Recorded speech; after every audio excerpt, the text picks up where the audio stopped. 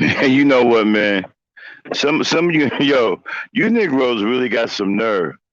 I mean, honestly, man, who the hell you think you're talking to? You know what condition that you're in to where you can make demands of someone? What makes you think you have the credibility to hold somebody else accountable other than yourself? I'm seriously, man. Who the hell you think you are? Let me explain something to you. You're in last place in society, and calling I'm sorry, and calling a man a simp. That's not gonna get you out of last place, partner.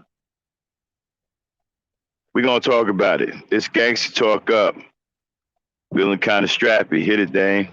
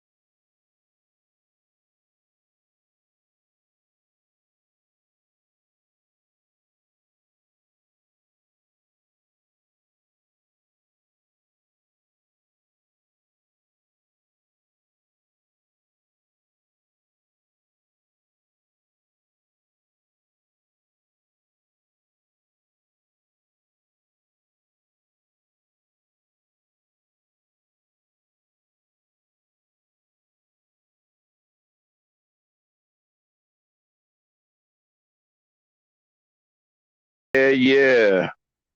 100 guns, 100 clips. And I'm from New Jersey. New Jersey. Got a size 13 and a half. Next time you act like a girl. Nah, let me stop. What up, everybody? It's the Black Knight, aka Gangsta Simp in the building. Welcome to this nightly edition of Gangsta Talk. Man, I wasn't gonna do nothing tonight. I was just gonna go to sleep, right? But I got triggered, man. You know, the guys, man, what is wrong with you dudes, man? What makes you think you can tell the black woman what to do? What makes you think that you can hold anybody accountable? You don't have a pot to piss in or a window to throw it out. Walking around here talking about you don't give a black woman an out as if you count. Like, who's supposed to be listening to that? And who does that mean anything to other than the people who are running their mouth? That don't mean nothing to anybody. Don't give a damn if you get a black woman out or not. You don't have no jurisdiction over her. Remember, y'all said that she don't belong to us. She don't belong to you. And why y'all keep calling people simps? How long you think that's gonna last? What, does that make you feel better because you called another man a simp, a real man a simp? A man that's out here handling business, taking care of his kids, and happens to have some respect for a woman? That's a simp? And you broke ass niggas that don't have any jobs, all you do is play video games all day, wear skirts, high heels, makeup, compete with women, scared of women, hate women, don't want to be with women, chasing male booties around all day. I mean, seriously, man, who the hell you think you are? Who the hell you think you talking to? You guys really got some damn nerve, man. Don't you understand that you are in the last position in life? You're the very last. You're kind of like that dude in the Olympics, you know, running those long marathons, training all 4 years just to come in last. You in last place, bro. The thing about it is you got the nerve to say the black woman is the least desired. Well, that don't hold any weight because the truth of the matter is she is the most desired. And while you dumbasses think that nobody wants her, everybody wants her. Men and women want her. You got that white Becky that you love so much. He's chasing the black woman and willing to put her health in jeopardy to look like a black woman. You also got the white men marrying young black men right up under your nose. I'm sorry, white men marrying young black women right up under your nose. Well, they marrying young black men too, but that's another story. Um, they marrying young black women right up under your nose. Beautiful black women too. How is it that the white man can get your top shelf women and you get his bottom feeders? 2-ton Beckys, you know, with tricycles for feet and all that. That's what you running around here talking about you proud of. But here's my whole thing, right? Y'all act like y'all bosses. I mean, y'all walk around here like y'all own the joint. You don't own nothing around here. You haven't built anything. Where are your places of gainful employment for the black woman and the black man and the black youth? You haven't built any places of gainful employment. You haven't built any housing. All you've done is complain about welfare, which is a lie too, because welfare never ran the man out of the home. This goes to show how dumb you guys are. You just listen to old broken men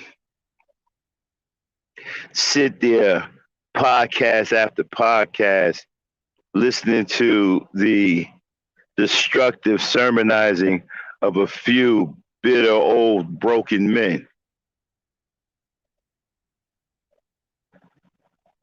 And you believe that shit too. Anything the cats tell you, you go run around here regurgitating it like a fool. Like black women make the most mothers, yeah? Well, why every man and their mama want to marry them then? Since they make the worst mothers. How come Brad after her? How come Brad on her like white on rice? Brad putting the ring on that finger. He don't think she the worst moms. How about this? Black men make the worst fathers. Now I don't want to hear nothing about some study. I don't even know where they got that from. That surely isn't reflective of what's going on today. I've heard about this stat where black men make the best fathers. I don't know when that was. That may have been way back in the 60s or 70s or something like that, because I am a product of a good father. So that must have came way, that must have been a long time ago. It sure enough is reflective of today. You can forget about that, son. Because we all can see with our eyes that the black man today ain't shit for a father. He ain't shit for a husband. He ain't shit for a boyfriend. Hell, he ain't shit for a man. And it's funny, man, because y'all don't have any credibility. Ain't nobody got to get all excited and get mad about y'all. Y'all don't count. You don't have any works to speak of. You aren't Marcus Garvey. You aren't Medgar Evers. You aren't Thurgood Marshall. You aren't Malcolm X. You aren't Dr. King. There's none of you who reached that status. What you are is Kevin Samuels, a gay dude that hate women, trying to pass some dude off in his bed as a glitch. That's what you are. You that weak weasel Donovan Sharp, or that phony pimp Alan Roger Curry, or that sissy alpha male strategies. That's who you are. That's your claim to fame. You guys glorify being pimps, dressing like drag queens and stuff.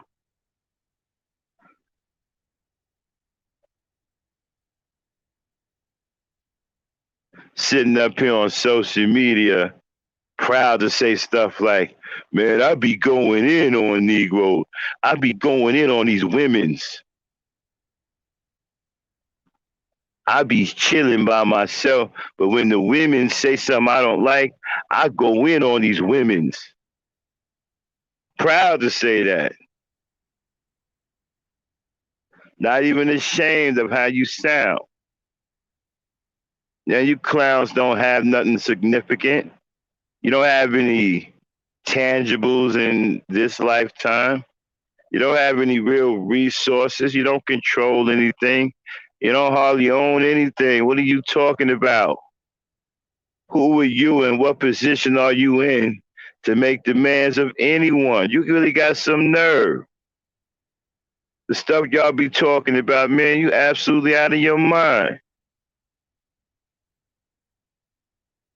Negro had the nerve to sit up here on the panel talking about something. I don't give black women an out. Who cares? You don't even count.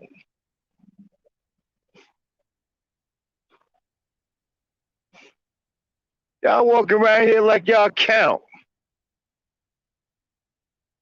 Like somebody care about what y'all think. You don't have anything for people to care about what you think. You haven't done anything.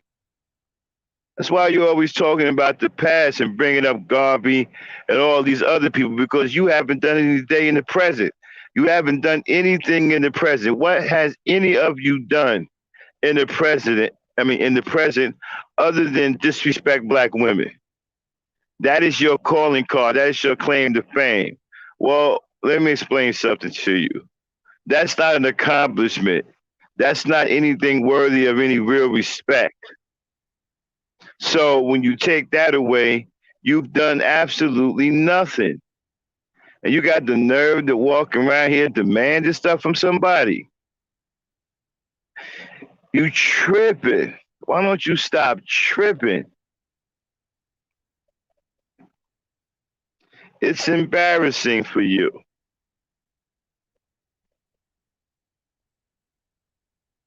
And I'm sitting here listening to you fools, man. Black woman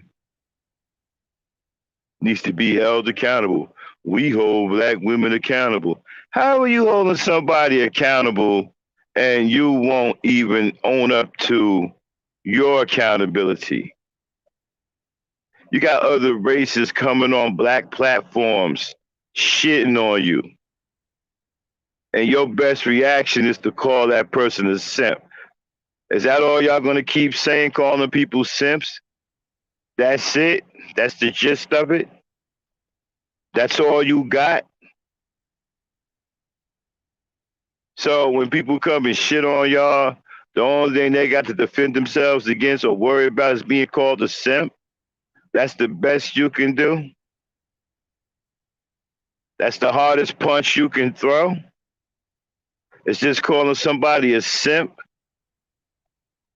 How long you think you're gonna be able to do that? Without it making you look worse than what you already are. Y'all really, really got some nerve, man. You walking around here with no real contributions to speak of. Talking like you got big power. Like you the boss.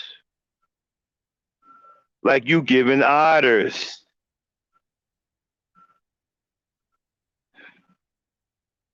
Like you signing checks.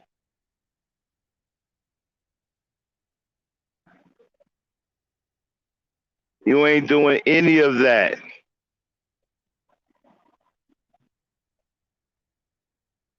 You sort of don't sign any checks.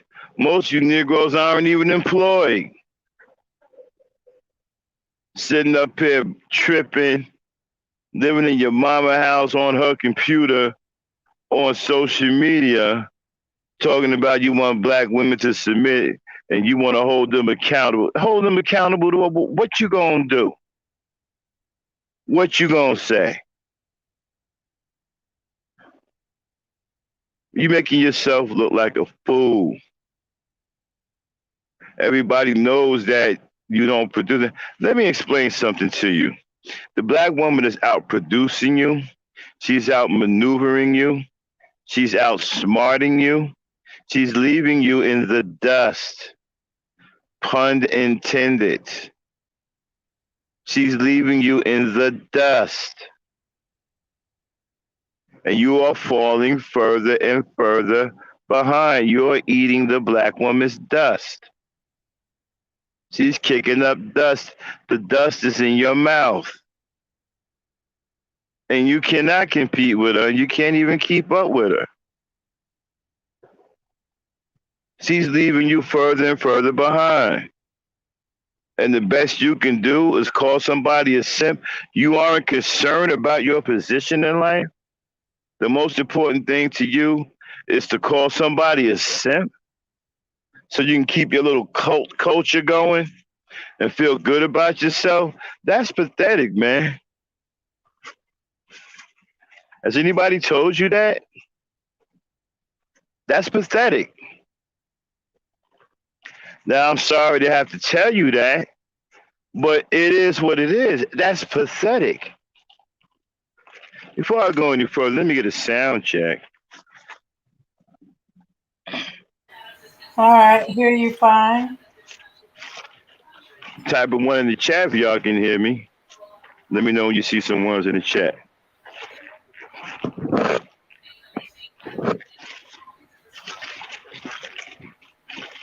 I feel marvelous.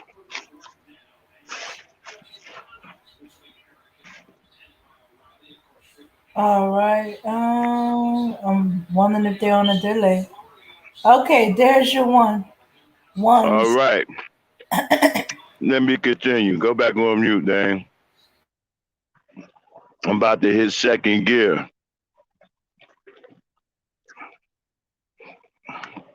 And let me tell you, Negroes, something. Y'all embarrassing me. I'm an old school black man. Came up in a hard time where black people fought back. The tail end of the 60s. But black power was still prevalent. Black families were still strong. There used to be a thing called a strong black man back then. I had a strong father, uncles, men in the community who didn't take no for an answer and protected their community and everybody that lived in their community. They were real leaders for us young boys to look up to. That's what I come from, where I come from. I have representations of strong black men everywhere when I was younger.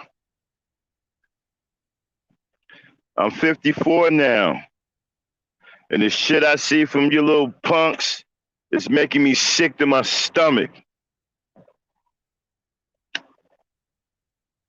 You hate women.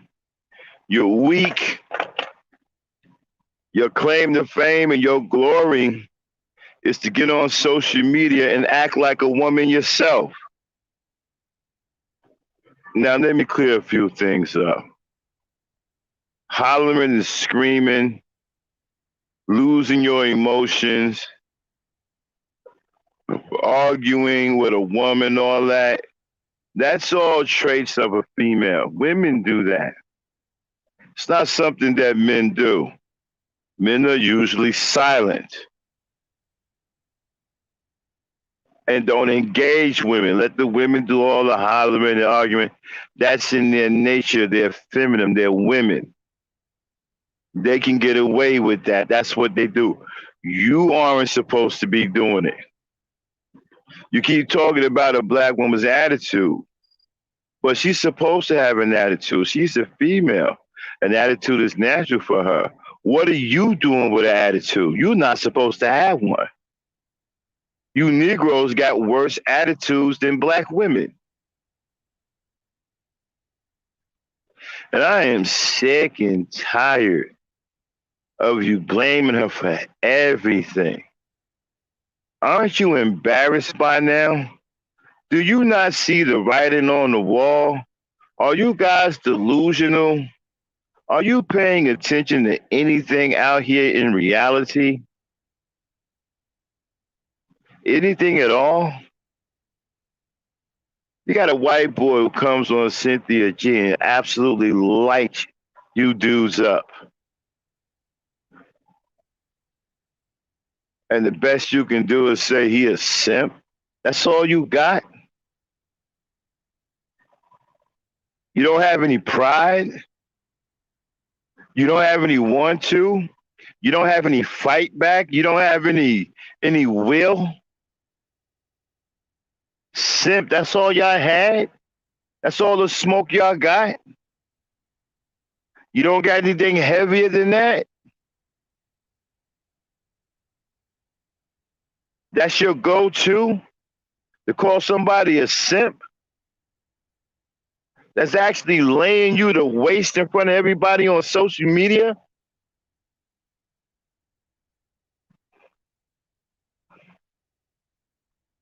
Let me tell you another thing that's really, really bad. I grew up with responsible men. I was raised by responsible men.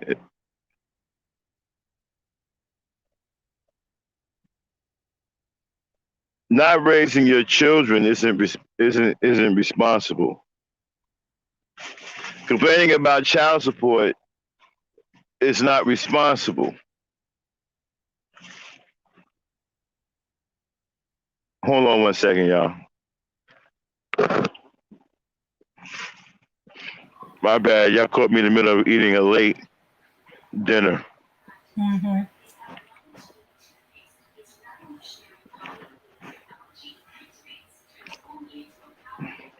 Yeah. Now, now my whole now my whole thing is this here, right? Y'all have all these talking points. None of them are true. We blew up your little talking point yesterday about the black woman should have chose better. We blew that up. All your talking points are faulty. Black women are the most desired women on this earth. Whoever told you they wasn't lied to you. But then again, you guys are too stupid to see reality anyway. And you come on social media and claim that you're smart. Give us all these fictitious numbers about your IQ. But when we hear you talk, you sound like you know, a dumbass.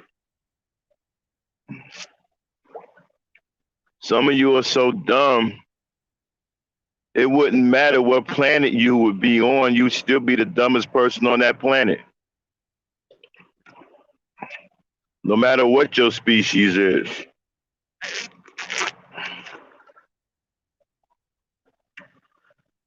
Black woman are the least desired. Becky don't think so. Becky was on here talking about how much she admires the black woman and that she's jealous because the black woman is beautiful. Did you happen to catch that?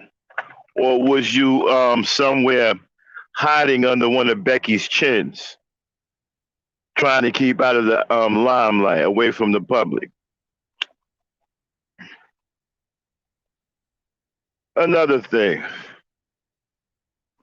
y'all act like y'all got some goddamn credibility, like somebody listening to you. I mean, you come up with some kind of phony, bold confidence talking about we hold black women accountable in a chat room. Seriously? Are you that? I mean, seriously, you holding black women accountable in the chat room? Come on now. And you can't hold nobody accountable. Why don't you hold yourself accountable? Do you believe in all these lies, all these regurgitated talking points from white supremacy? And here a white boy came and laid y'all out.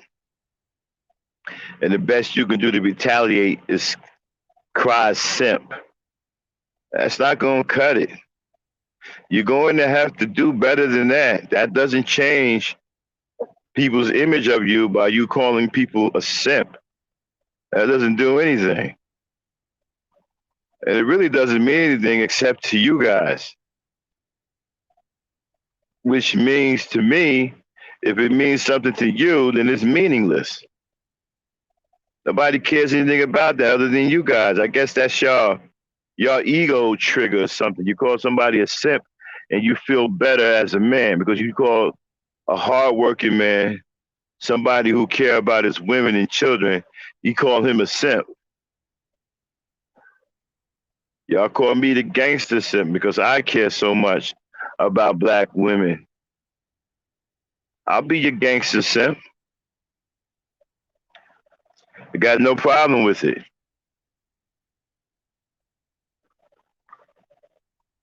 You're in last position. Oh, and by the way, you are the least productive male on Mother Earth. There was no other male of another race that you produce equal to or more than. You produce less than any other male that's non-black on this earth. There is no race of males that you are either producing equal to or outproducing. You don't even produce anything except children. And that's about to come to an end because the black woman is jumping ship. She ain't trying to be no captain. She's not trying to go down with a sinking ship. She getting off before the ship sinks. And your ship is sunk. And what makes you think that your attitude and your hatred towards black women, what makes you think that's going to benefit you in the long run? This is the logic I don't understand. Are you condemning yourself to a life of loneliness? Because that's what's going to end up happening. You're going to be a lonely dude, and your man's kitten knee pads or whatever his name is, Mr. Knee Pads, is telling a woman she gonna die alone. You Negroes are gonna die alone.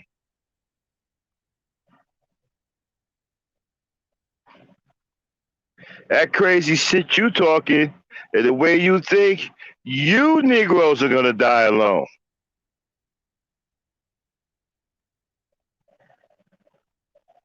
Because no woman that's going in their right mind is going to want to be with you.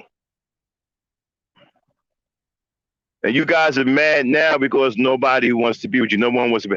I bet if a black woman came out, put her arms around you, and said she wanted to be your woman, y'all wouldn't even be in the manosphere. We won't hear a peep out of you. And the next time we do hear you, you'll be a changed man. But you won't continue talking the crazy stuff you're talking right now. And I'm starting to believe that Ron ain't the only one that's never had a woman. Can you believe that? He sat up in here on this chat, talked all of this shit, had me and Emmanuel Briggs going back and forth with no wasting time, just to find out at the ending he hit us over the head with that he's never been with a woman. Dude, if you've never been with a woman, you don't have a dog in the fight, and you don't have anything to say.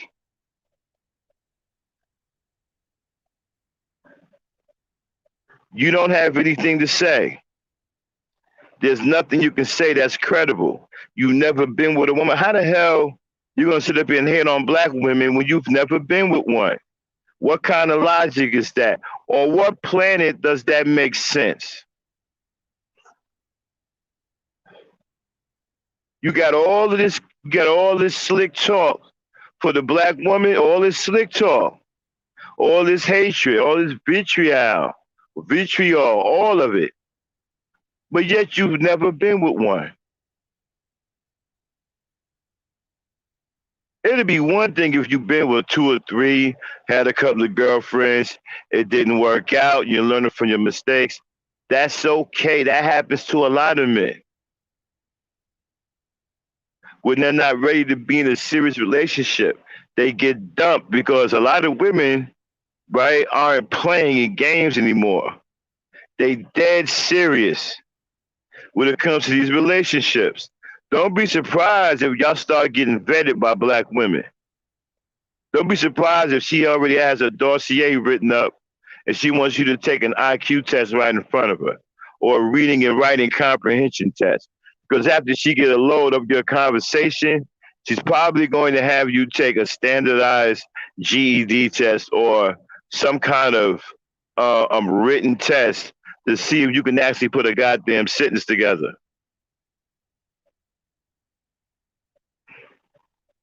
I'm telling you, the black women are going to start walking around with applications in their purse. And you're going to have to fill out an application and she'll get back to you. She'll have her peoples, call your peoples, and she'll get back to you to let you know if you passed the test or not to begin courting this woman. And don't forget the background check. Yeah, Make sure you do what he says he is. Yeah, they're gonna start running background checks on you Negroes, and the black woman should do that. This is the way I think. This is the way I think that they should be set up right now. Okay, you should tell a black woman that you like, that you're interested. Now, once you tell her that you're interested, it's up to her to make a decision if she's interested enough to pursue some kind of get together. Y'all have to get together, y'all talk. Then she decides whether she want to go further. If she do, then she pulls out this contract. She pulls out this application. You got to fill it out. And make sure in the application you put at least 10 years of work history. So you're going to have to find work history because a man with a good, strong work ethic is a man that's not complacent, a man that's going to be a doer. So, black women, you're looking for doers, not complainers. So, get that application out there. Make sure you put in there, it's a standard application, 10 years of employment history. And you want references. You want to be able to call his last employer to find out what kind of worker he was. You need to do a police background check. I think you can get one done for $50, depending on what Mm-hmm. state you live in. Yep, 50 or 20. Get a background check done on it. I'm telling you, I'm not bullshitting. This is what you have to do today to protect your life because we got too many sorry black Negroes that don't want to raise their children, and their children have become dangerous because they have raised themselves in the street, and the boys have gravitated towards fathers that men who aren't fit to be fathers, and they are accepting them as fathers, and they're turning into monsters out there, biting poor women's faces off, hitting women over the head with skateboards, killing women, killing children. This is unacceptable.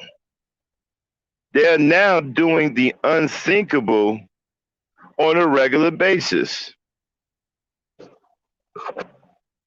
So, black woman, write you up an application. You can get some standard applications, online application templates, the way you can edit them the way you want. That's what it is now. That's where we at. Too many dudes are weird and awkward and homicidal. You need to get a good evaluation of who you're dealing with. Put that application out there. Let them fill the application. If you don't want to fill the application out, then that's a deal breaker. We're talking about your life, right? Your life is important to you. You don't want to end up with some lunatic that's going to take your life. So get that vetting process going on. First, let's get that application.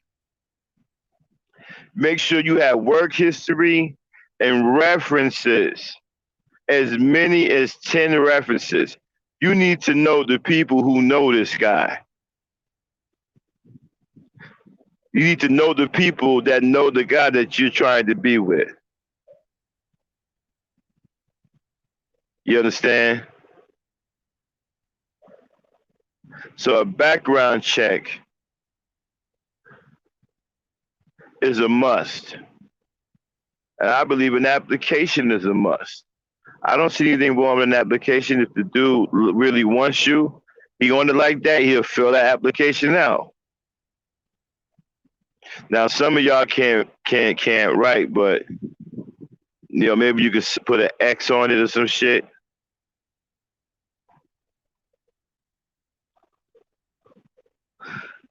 Excuse me.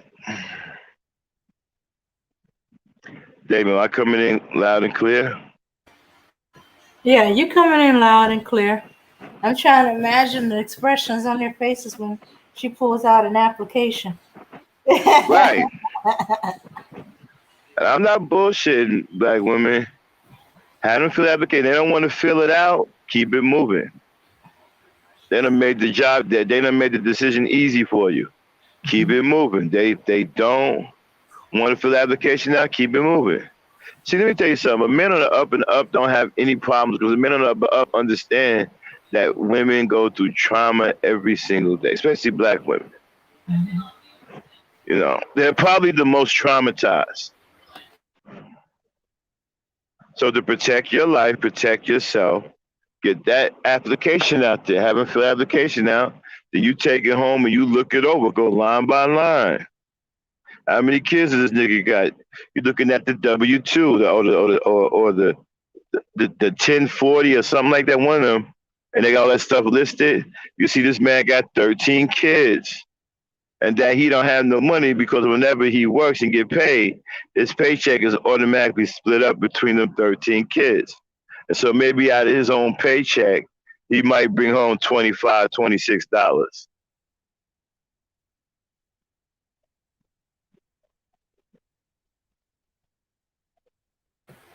Well, yeah, well, that shows things right there.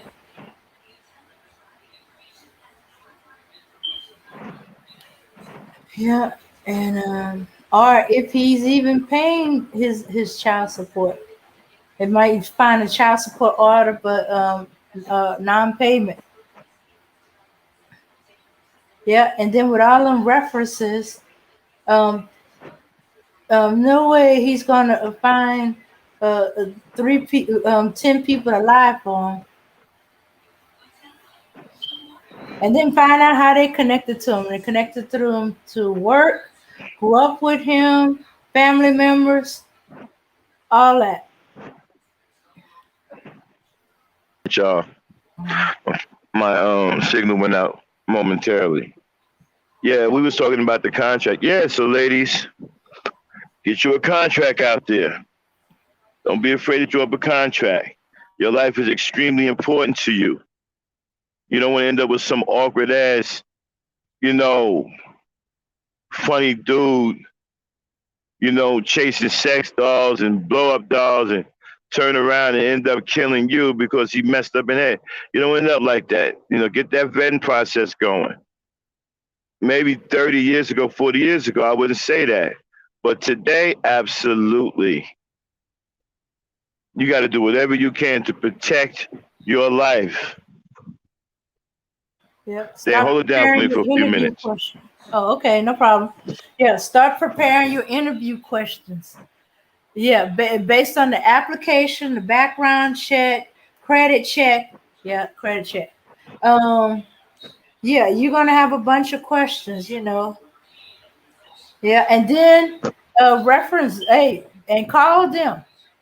Um, if too many references, the number's not the correct number, or they don't know who you're talking about. Yep, off it goes. He's All in right, line. everybody. Mm-hmm. Me and the dame, Mm-hmm. we're going to play a little scenario game called What Do You Do? Okay? I'm going to be a sissy bear trying to ask Dame out for a date. Okay? And we done got through the application and she checking my references. Mm-hmm. Okay? Okay, Dame. Act like you got to the first reference and make that phone call. I'm going to be the reference and answer on the other end. And the name of the guy who's trying to talk to you, his name is Harley Burger. Okay? Harley Burger. Uh All right. Okay. All right, so Dame's getting ready to call the first reference on Harley Burger's application. Mm-hmm. Ring. Hello. Hello. Is this? Do you know a Harley Burger? Harley Burger. Harley Burger. That sounds familiar. I think that was inmate 778-928. Yep, Oh. I just looked it up. Harley Burger, inmate 778-928.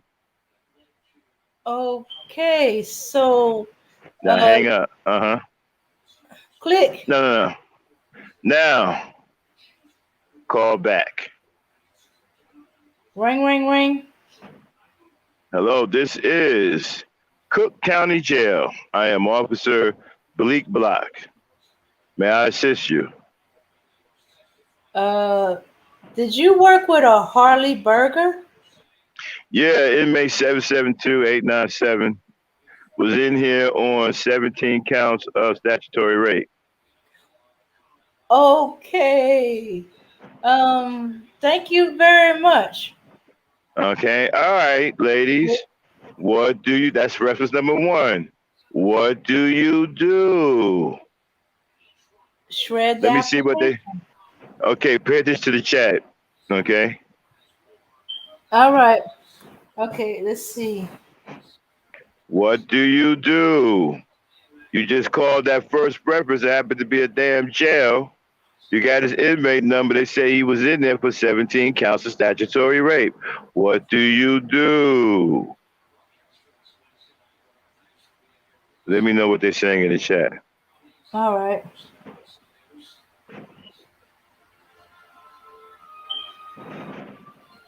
Harley Burger is probably the one with that got bonked over in the bathroom. Oh, the truth is,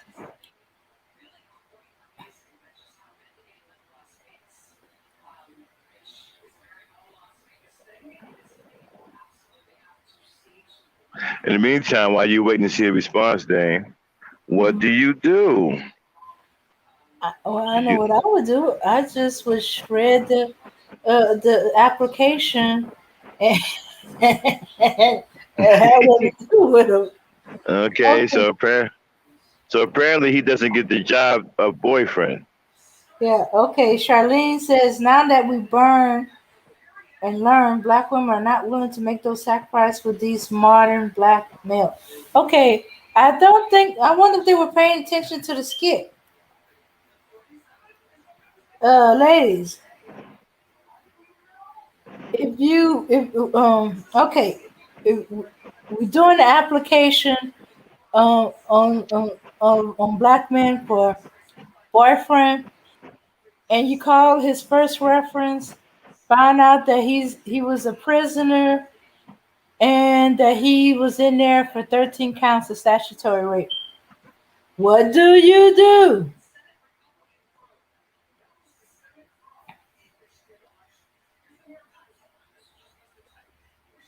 Uh,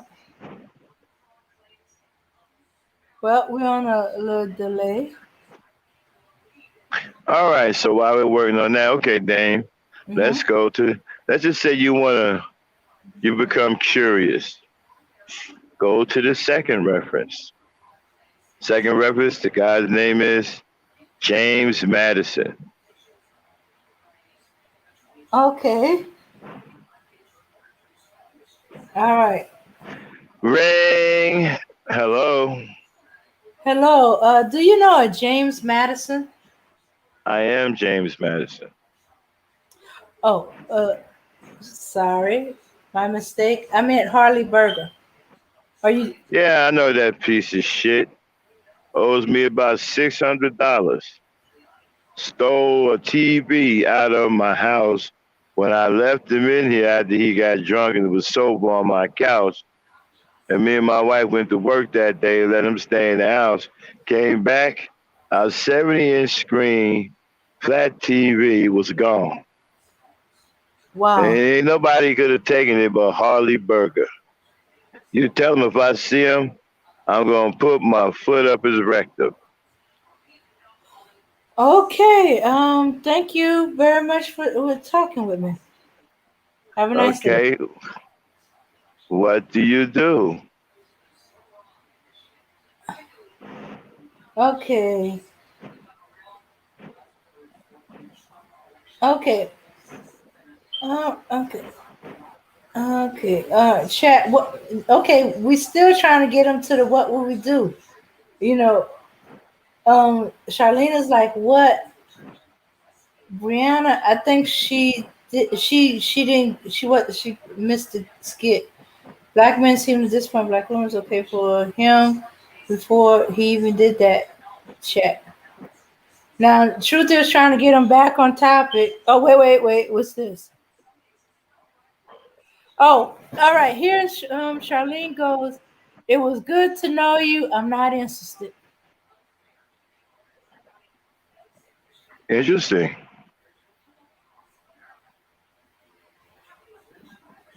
Yeah. So, but not to mention, why would he put those references up there?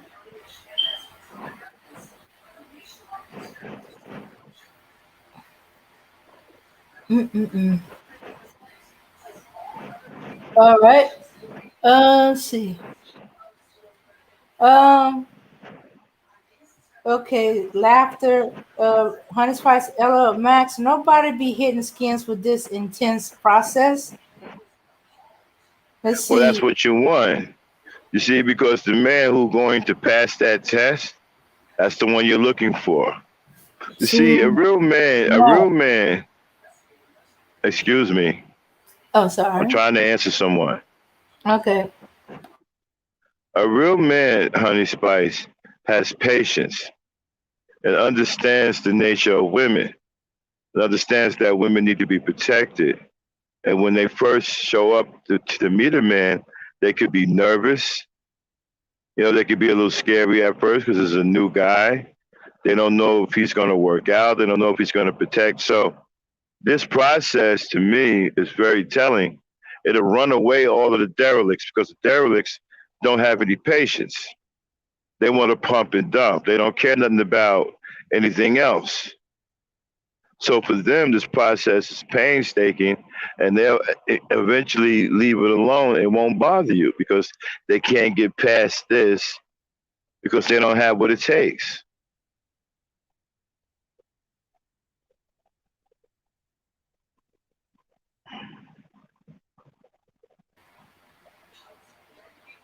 All right. Charlene says, her other response would be, "Me and my boyfriend are getting back together, but I'm flattered." That's that's what she would tell the dude. He's gonna be mad as heck. You mean I filled out the application, did the background check, the credit check, and you get back with your boyfriend? Could you have told me this before I did all that?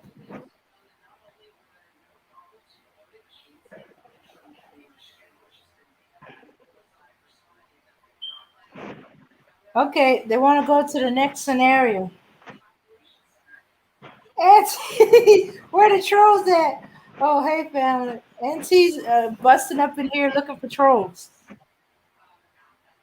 Okay, next reference on the list, the guy named David Scott. Ring. Uh, ring, ring. Oh, Hello, are you David Scott? I am. Who's calling? I'm calling in reference to Harley Berger. Do you know him? Yeah, I know that piece of shit. Why? Is he dead? No, no, he isn't. He should be. Uh, why? That son of a bitch got caught with my young sister. She could have been no more than she was no more than 12. And he was in his 30s, a grown ass man. Mm-mm-mm. I'm sorry to hear that. Is she okay? Yeah, you tell that bastard if I ever catch him, gonna put my foot so far up his ass, he gonna have shoe polish on his nose. You feel me? Mm-hmm. Click. All right. What do you do?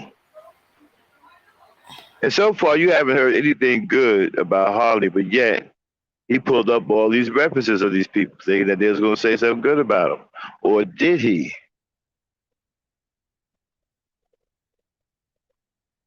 Mm.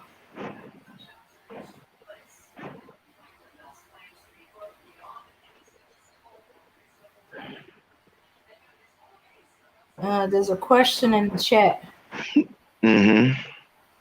Does the black man know that black women are their responsibility? No, the black man study right now is competing with the black woman and so-called trying to hold the black woman accountable. I don't know what he mean by that, but for some reason they seem to be interested in holding the black woman accountable for what I have no idea.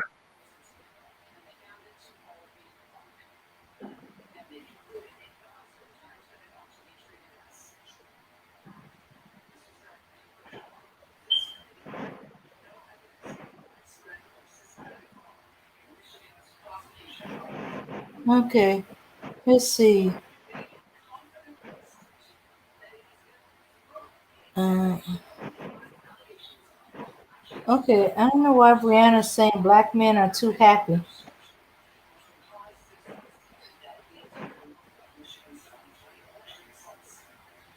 See, Honey Spice, true. Three qualities I admire in men are fearlessness, clear communication, and actively consistent. This is very interesting topic. Mm-hmm. What? Mm-hmm. Oh, okay, okay, okay, Charlene. It, I don't know. Okay, if that's what you're gonna say to him, I just found out I'm pregnant. Me and the baby father trying to make it work, but it was nice meeting you.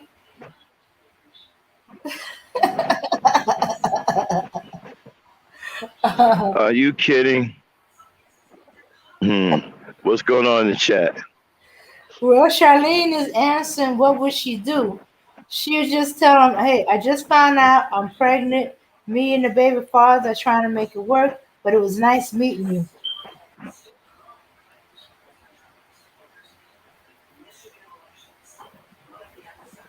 I think Charlene is making jokes on the what would you do? But Mm-hmm. what would you do if you were talking to a guy that was in for 13 counts of rape? Wait. Okay, truth is, okay, we're talking about doing the application to do a boyfriend. He had to have 10 references, 10 years of work history, background check, credit check, um, and stuff like that. And we're doing a scenario where we're calling one of the 10 references, and we're finding out some stuff about it. Mhm. Yeah. So, okay, Max, those scenarios are easy. Let's do one where um, it's not so obvious.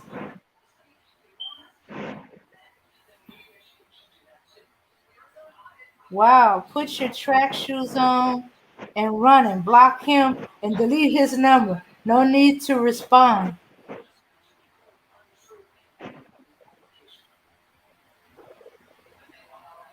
Okay, that Charlene answer to the truth is you was talking to a guy that was in for 13 counts of uh, the R word.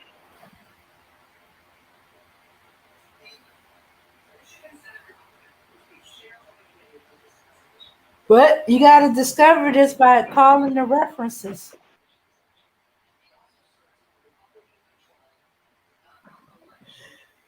Do background check. Mm-hmm.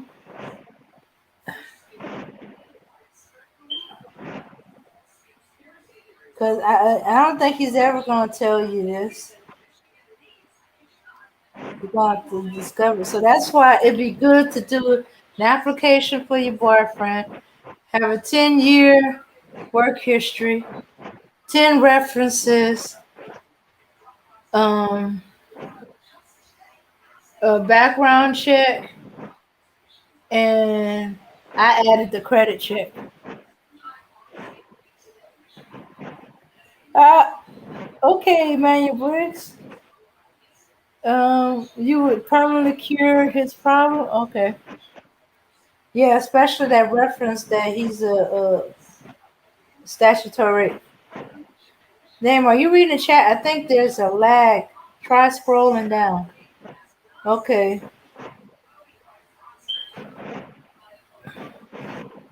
Yeah, there is a lag. Okay, let me see.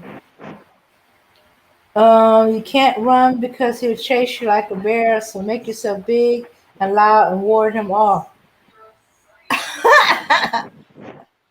I don't think that's gonna work with a rapist. Oop, I said the R word.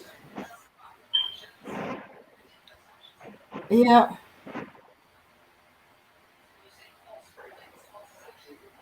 I hear that smoke detector.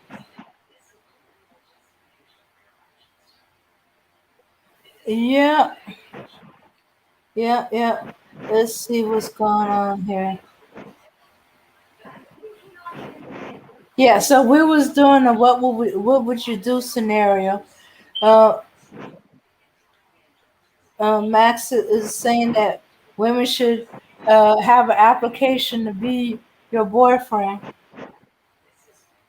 Application, 10 years work history, 10 references, background check, and my own throw in credit check. Okay, let's see what's going on. Come on.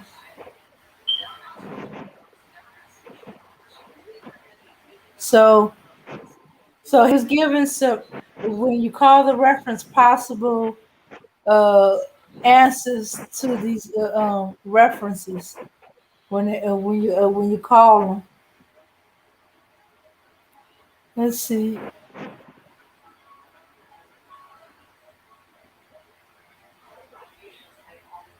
Mhm.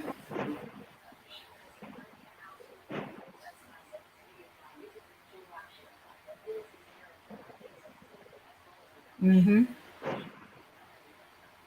Well, maybe Xander has issues with what Max was saying.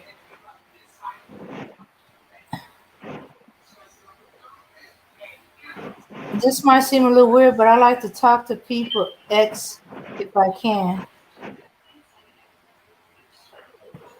Well, yeah, you gotta get past the application process, and then there's the interview. Well, actually, there's a little bit of talking before we do the application process.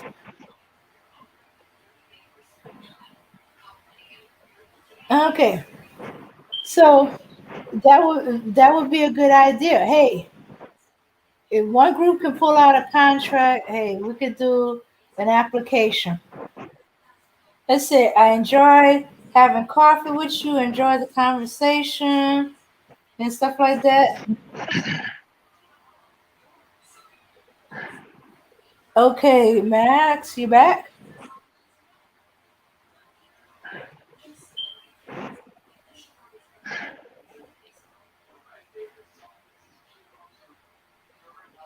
Okay. So yeah, make that in addition to the courting process. It's getting so bad with men lying to women that hey, we have to do a application process.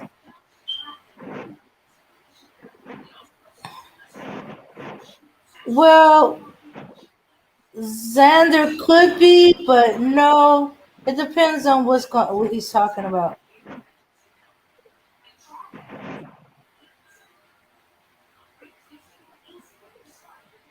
You messed up and you paid me, and then I'm gone. Yeah, yeah, yeah. Until he loses his temper. But it's been a while. Mm.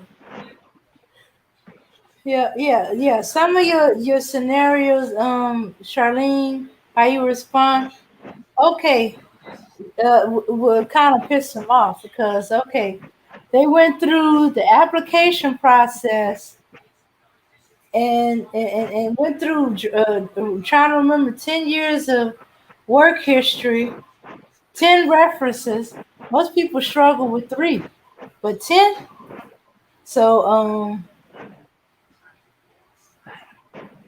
he's hoping you do like some. Some companies they don't call the references. I know because I have several. I've been references as friends, and I'll be like, "Well, did they call?" I said, "Well, no, I never got the call."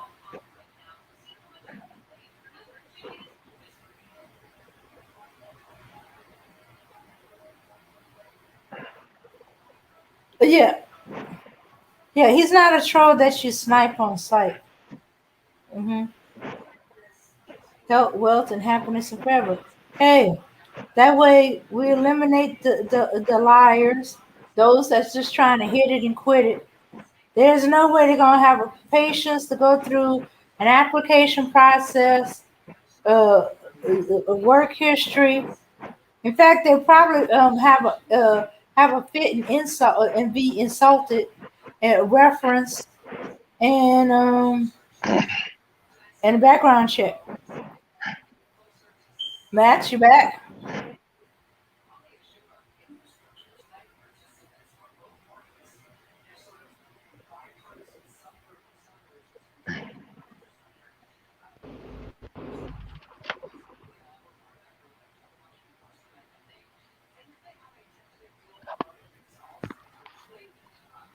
Okay. So okay, just need to know. Well, I didn't know. I don't think they want to display that information. Is he asleep? Is Max asleep? I don't think so. It might be he's on a call. I hope not. Nah, I doubt very much. You know how it is when you're working and you're doing other things. Xander the Angel, huh? Okay. So, what do y'all think about Mac's suggestion that you have application for a boyfriend and and once you get past the us dating and y'all know y'all serious about each other and have them fill out the application. Oh, hey, my black yard.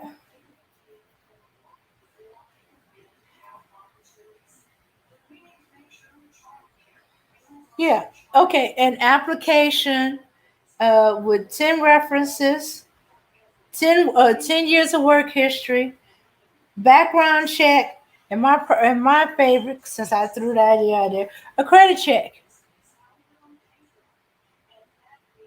Yeah.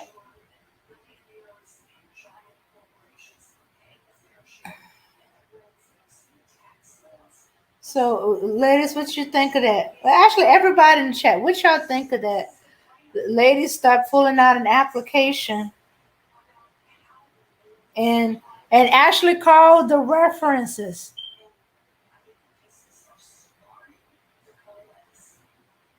and then you find out how they connected to the person.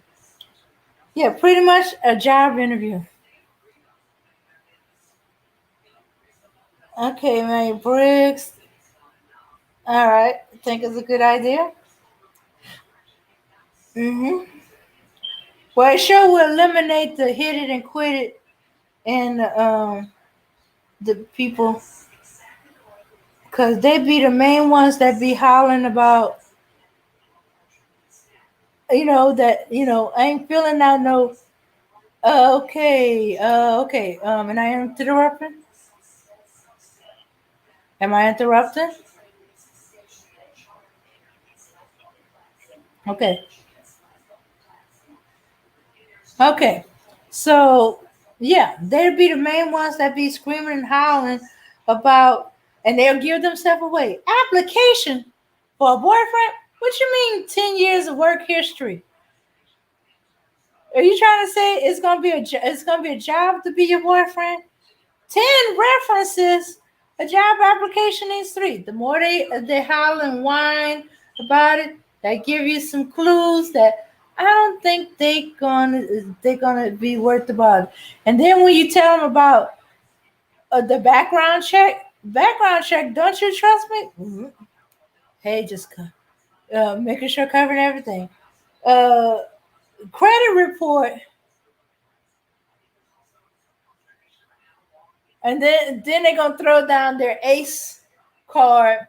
What are you, some type of gold digger? Mm-hmm. I think trading for or Rex is a good idea. When you ask question, they run the next direction.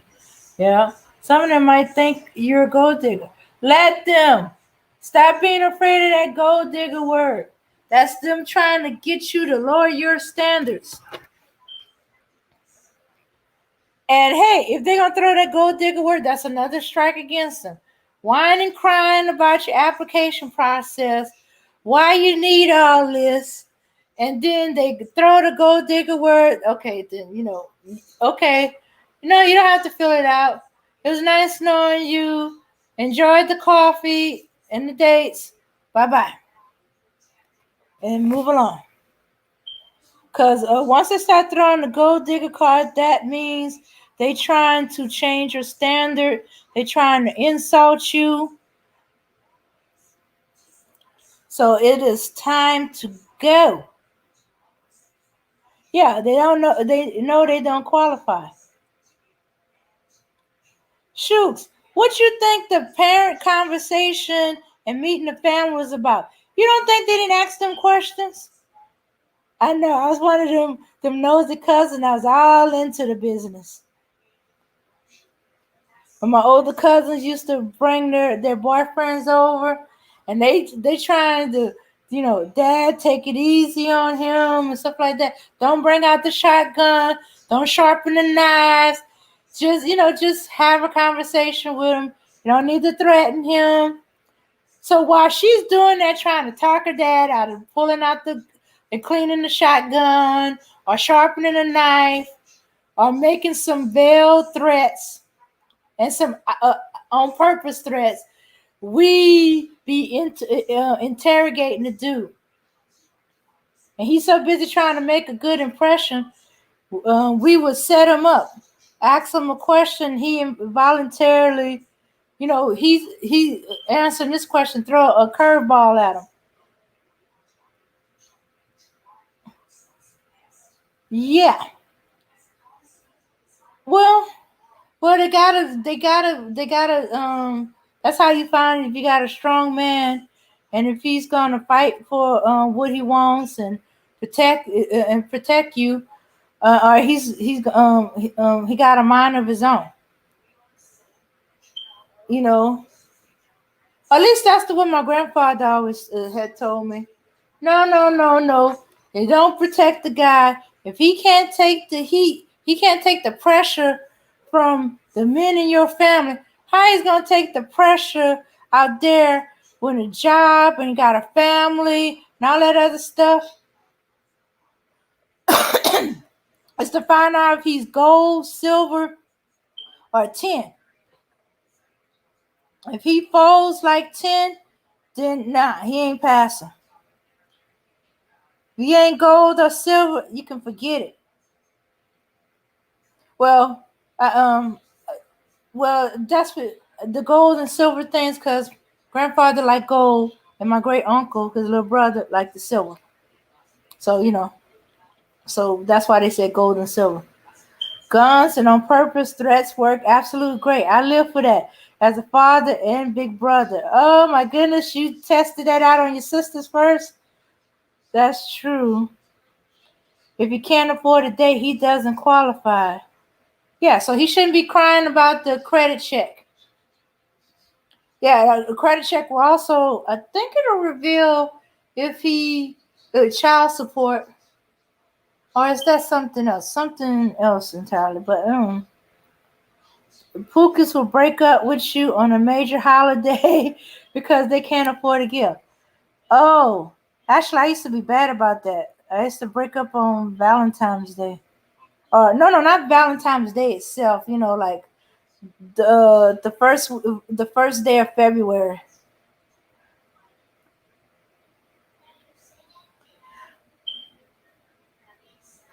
Let's see. Let's see, Christmas, not so much. Usually I'm not there, you know. But yeah, I used to break up for Valentine's Day, you know. But there was only a couple of them I did that to. But that's because they weren't for me and they weren't getting the point. These men out here want to get stuff without putting in a little, we're putting in little to no work. Unfortunately, yeah. Shooks, we hear them say it all the time. Stuff that they want the woman to do, but they're not willing to do. You get what you give. If you give nothing, you get nothing. If you do nothing, let me see.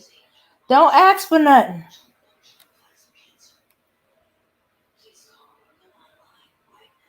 Yeah, that submission word. You know what?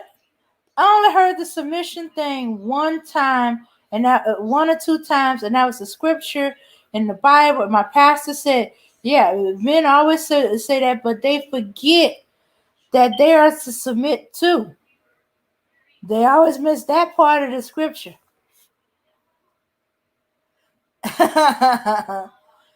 Yeah,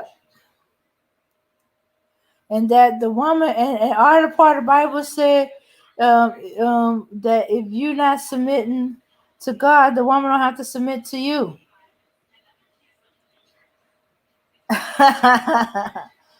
Yeah, but I never actually heard a man say, "I want the woman to submit." You know, usually is some other religious group, you know, would say something like that. Women are supposed to submit to what? According to the Bible, she's only supposed to submit to her husband, and only when he's loving her.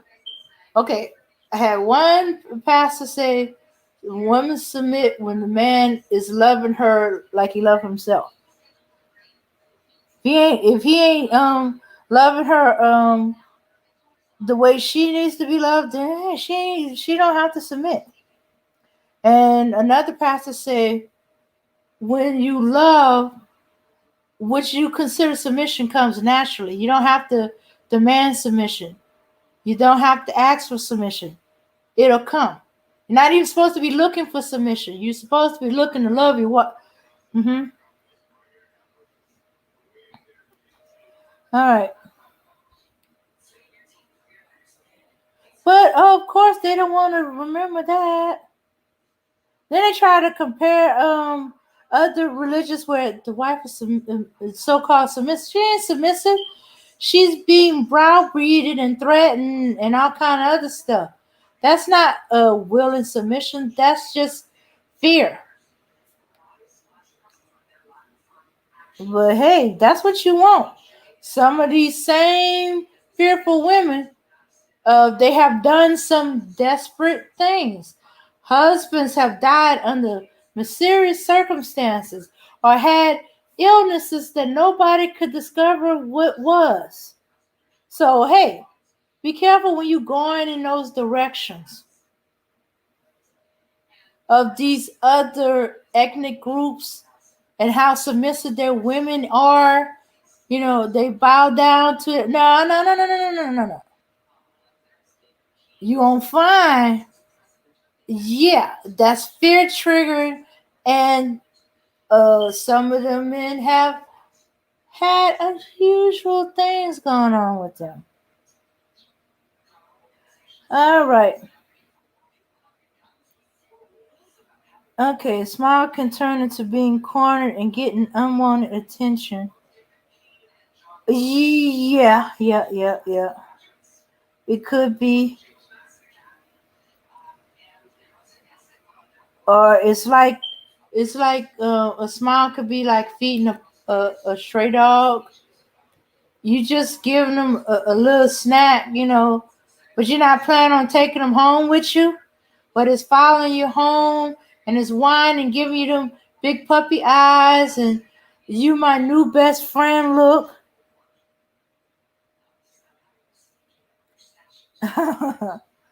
Yeah. But I ain't never heard no man in real life say submission. In fact, they bust out laughing when they hear something about a wife being submissive. They say, I wouldn't know, I wouldn't recognize if she was submissive. What you mean when you say submissive? That could mean all kind of other things. You mean bowing down, kissing my feet?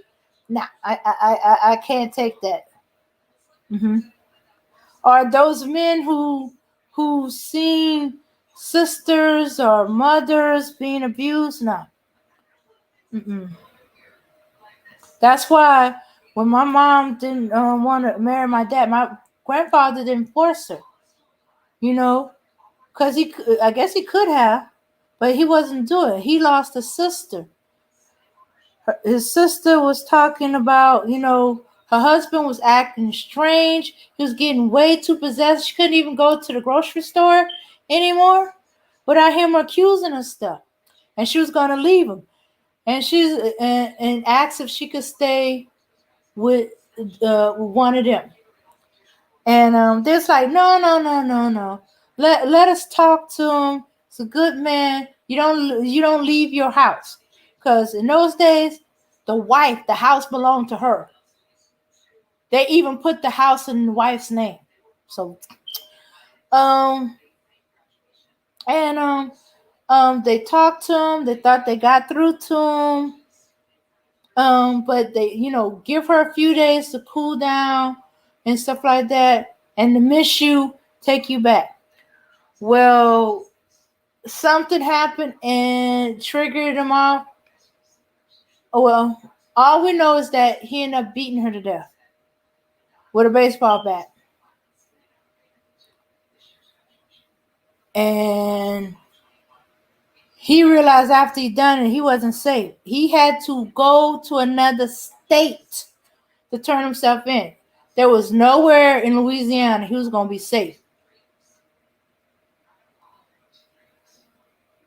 And it don't matter if he turned himself to the police in Louisiana. They were going to get him. If they have to go to jail themselves, they were going to get him. And my grandfather still gets upset. Still got mad. 80-something years old, he was still mad as hell. So, I guess he was like, I should have just listened to my sister. I should have took her in. She would have been protected in my house.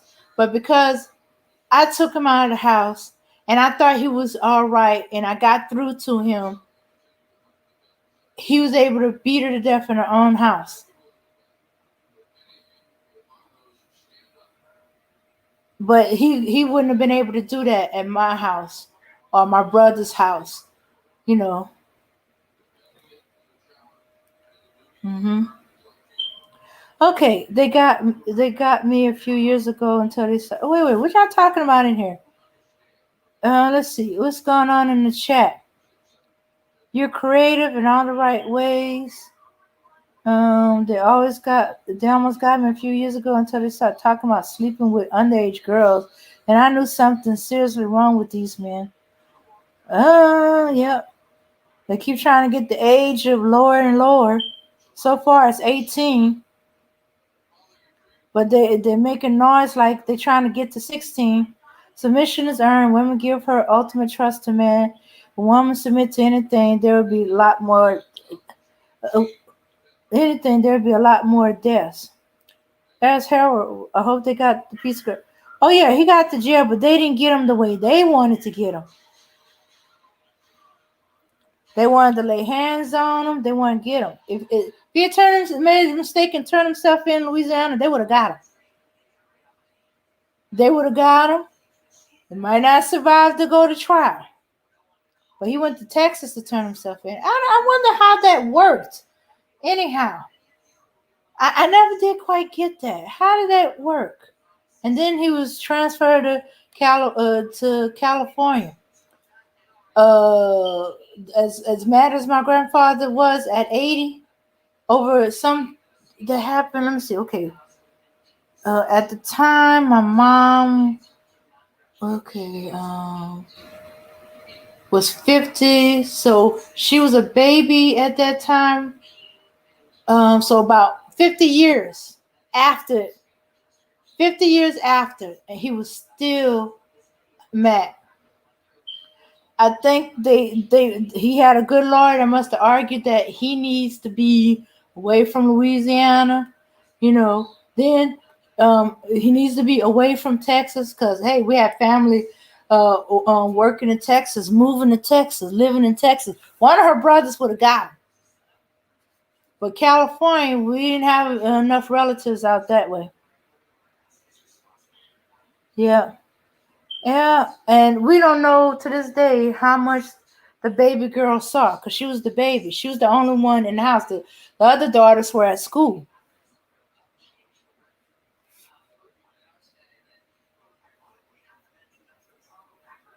So, yeah. Yeah, and my grandfather came from a big family of cousins. Shoots, his father was one of 19 brothers. So you can imagine cousins and stuff like that. So, my mom says she's not going to make no man marry her and decline to marry my father. And my grandfather had the shotgun. He had his first cousin was a preacher, and they already was laying some hands on him. And then he had the nerve to say my mom was fooling around with other guys. I found that out fairly recently. I don't know why my aunt wait till I'm like 50 something years old. I guess she didn't want to tell me anything bad about my father. My mom never told me anything bad about my father. Never said a bad word about him. That was my grandfather. All of the bad stuff I heard about my father, that was my grandfather. As far as he's concerned, he was a ninja, no good ninja. And he said, whatever you can say about me, I took care of my kids. Yeah, and back in them days, if you was out of the state, it was hard to press for child support in another state. My father lived in another state. They met in college. Happy Nappy, hello, welcome. Good to see you again. All right, so let's see.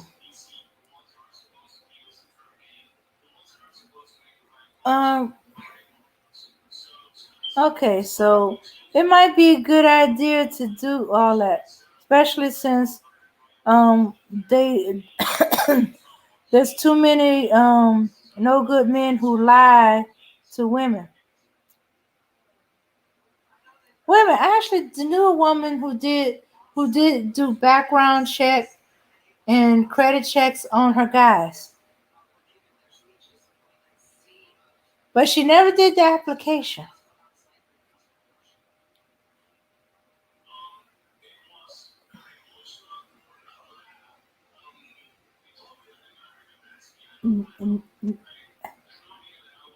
Ninja conspiracy. Okay, okay, what's going on? Wait, what's this? Auntie. Okay, let's see. I'm being nosy now.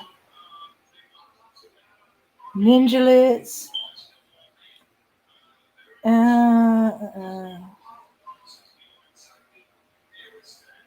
Yeah. They've been trying to, yeah. Yeah, submission is earned. Stoop that low, glad you get caught in it. That's stupid. Okay, what's up with all the new ninja words? I'm back, y'all. Sorry about that. Mm-hmm. I am a working man, so kind of dozed off on y'all. Hey, what's up with this Trick Daddy fool, man?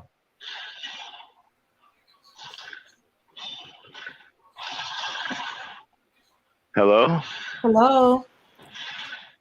Okay. Okay, you tell me what was the deal with Trick Daddy? Cause I You know, didn't why, see why, anything she why, did. why Why Negroes keep embarrassing themselves?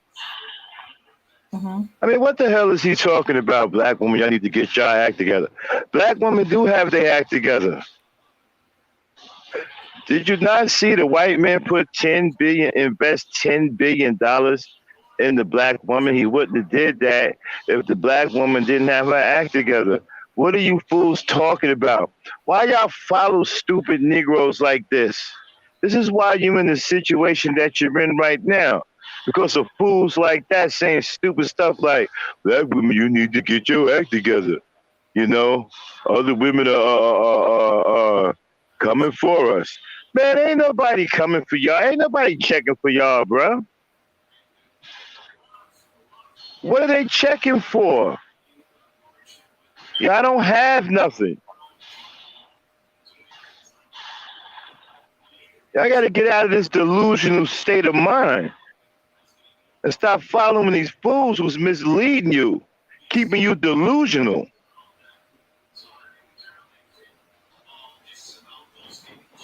Mm-hmm. Folks sitting there talking about black women, y'all better act right, y'all.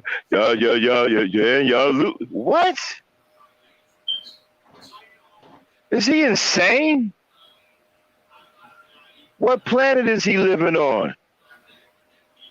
I can't believe Nicholas Evans saying, yeah, Trick Daddy, you right. Right about what?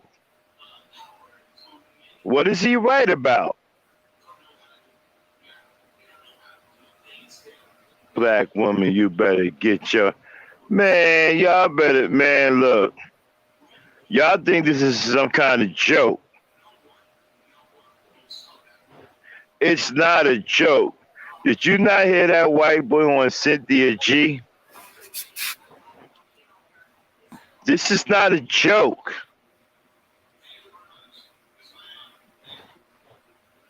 If it is, the joke is on you. You the fool. You the only fool walking around here thinking that this is some kind of fairy tale.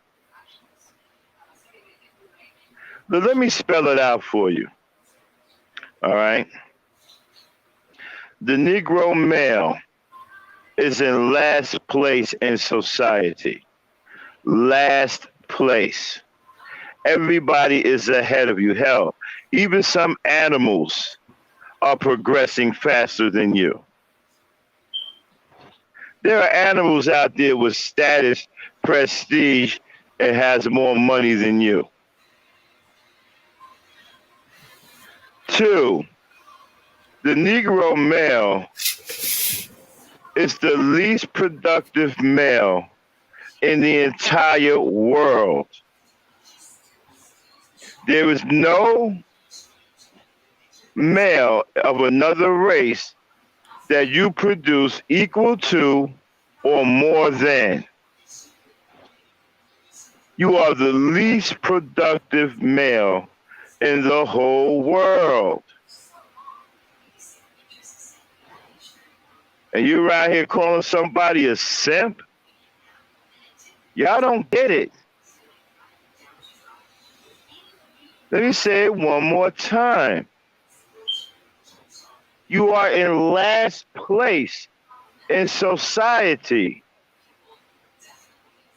And you are the least productive male in the entire world.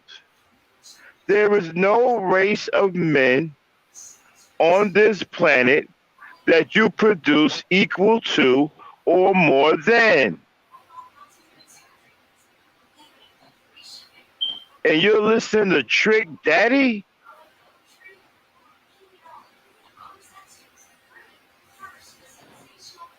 In the meantime, the white man is sweet talking your beautiful woman. You fool. You stupid fools, man. You're blessed. You got the most beautiful woman in all the known world. And you treat her like this? And now other races of men are taking her from you.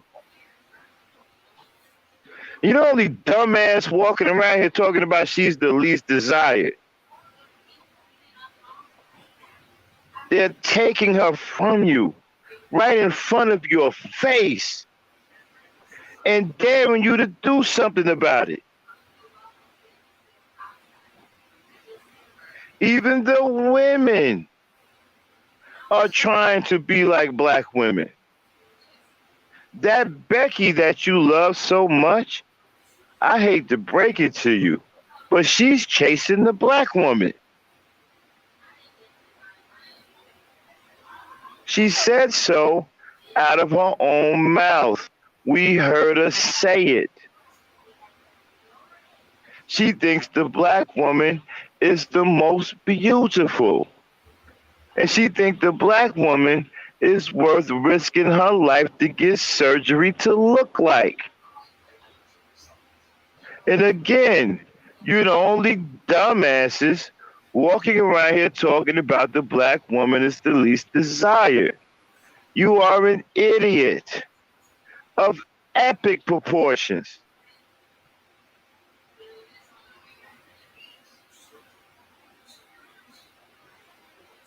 Don't realize how blessed you are. You are the natural counterpart of the most beautiful woman in all the known world and the strongest woman.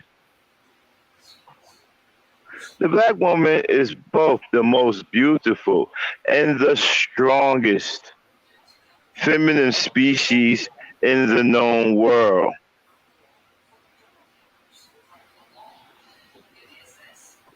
And all you can do is disrespect her.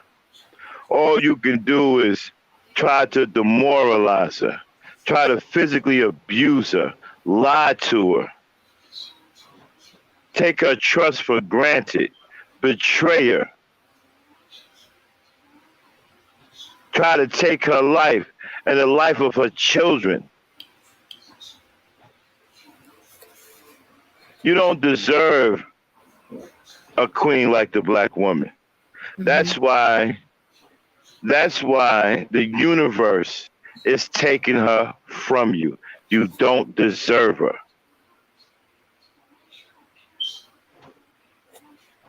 You have not done right by her. You have not treated her right. And you don't deserve her.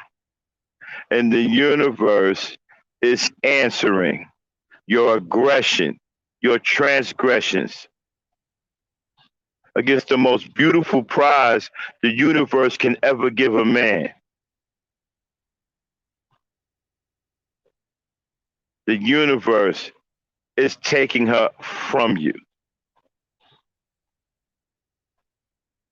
And your dumb ass don't even realize it. And the women that you chasing don't even like you. They hate your guts. They talk about how stupid you are behind your back. And the men, other races of men, don't respect you.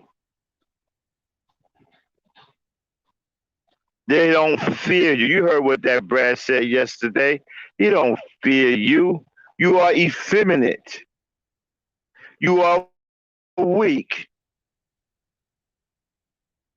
You're a floozy. You are a sachet Shantae. That is what you are.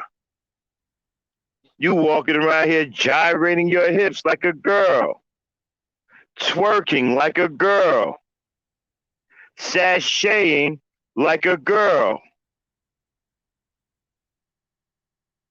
dressing in drag, dressing like a girl, wearing tight-fitting clothes to show your figure like a girl.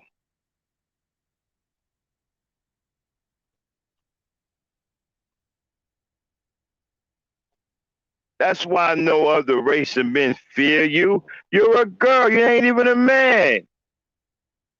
There's nothing to fear. You become the most non-threatening male to other men on this planet and the most dangerous to your own kind. Especially to your women and children. You are an absolute danger. but harmless to other races of men.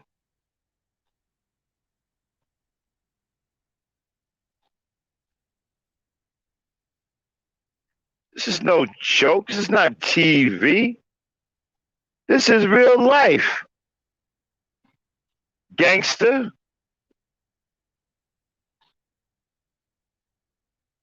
you are in last place. You don't have a pot to piss in or a window to throw it out. And you got the nerve to make demands? Nigga, you don't even count. Fuck you walking around here talking about something black women need to submit. That you holding black women accountable. And you don't give black women that. What the fuck you think you talking to? You don't call any shots. You ain't no boss. You don't have no credibility. You don't have no track record. You don't have any works to speak of. You don't have any accomplishments. There are no buildings and skyscrapers around here with your name on it that you built. There are no institutions of gainful employment for your people. You've built no institutions of higher learning for your people. You've built no medical institutions for your people. You've built no scientific laboratories for your people. You haven't accommodated any agriculture for your people. You've done nothing for your people. What are you talking about? Black women submit. You holding black women accountable. Is that supposed to be some kind of joke?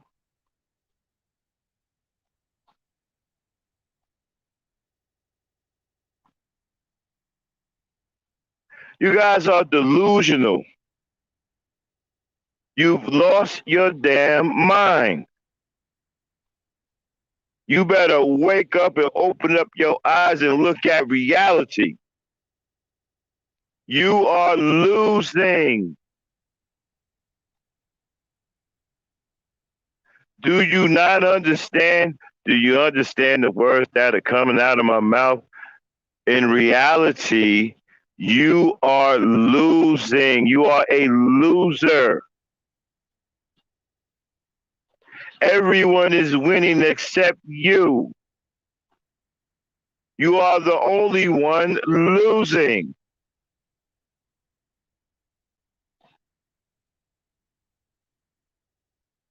Do you not get it? You are the only one losing. Everybody is winning except you.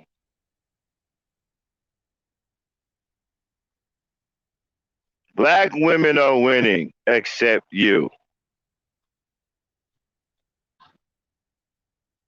Other races of women are winning except you. White men are winning except you. Hispanic men are winning, not you. Moroccan men are winning, not you.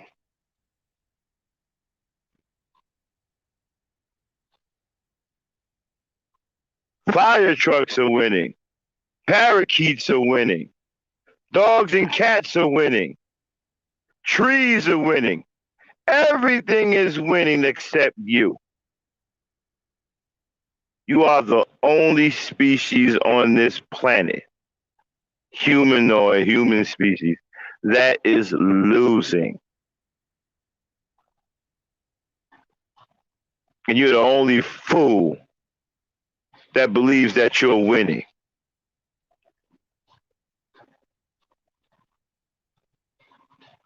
That's why Trick Daddy sounds like a damn fool.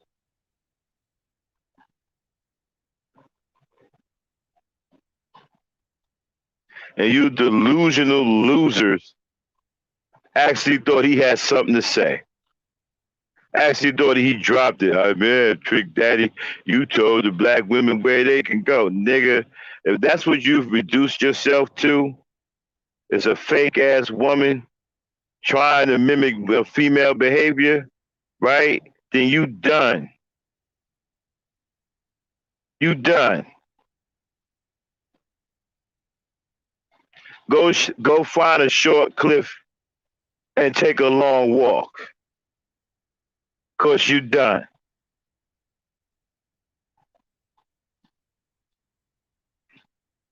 I don't even want a lot of you niggas. I don't even want most niggas on my panel no more, man. Y'all starting to I'm starting to feel embarrassed having y'all on my panel. I don't even want y'all up on my panel no more, man. Seriously. I can't stand the weakness. And I'm starting to feel something. Y'all starting to make me feel some kind of way. I feel embarrassed that you even on my panel.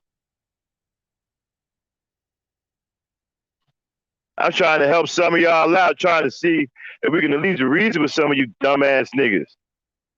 But now I'm starting to feel embarrassed. I don't even want you niggas on my panel no more.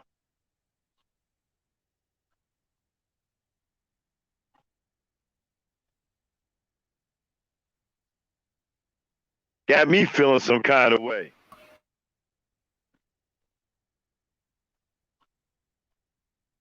Shit, I know I'm a man, but motherfucker, spend 5 minutes with you, motherfucker, they start questioning themselves. Damn, what the fuck's wrong with me? I mean, I know I was a man this morning. I mean, y'all start making motherfuckers question themselves. Just being around y'all so fucked up.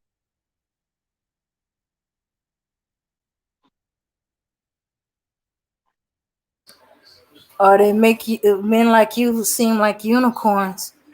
Yeah. Mm-hmm. Can't believe how delusional you niggas are.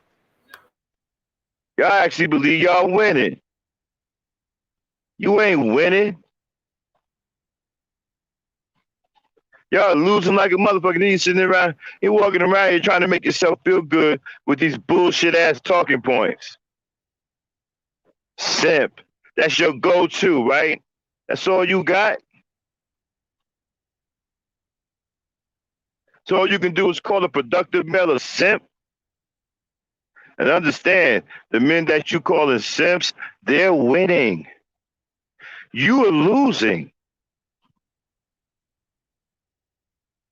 They're winning. They're producing. Women want them. The women don't want you.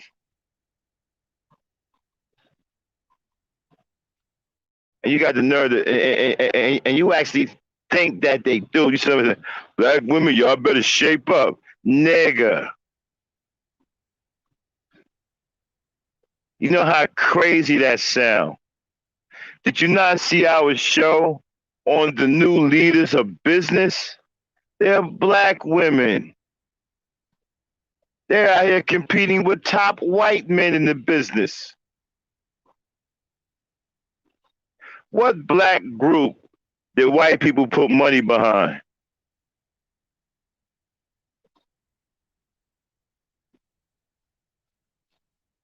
The white man put $10 billion behind the black woman. Can you say that? No. White man won't put $10 behind your fucking punk ass. Won't give you $10, but he gave the black woman $10 billion.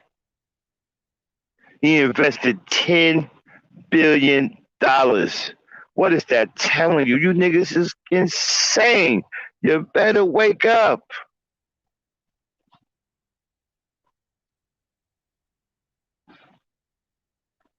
And you got the nerve to tell her she need to shape up? What? Nigga, what you got?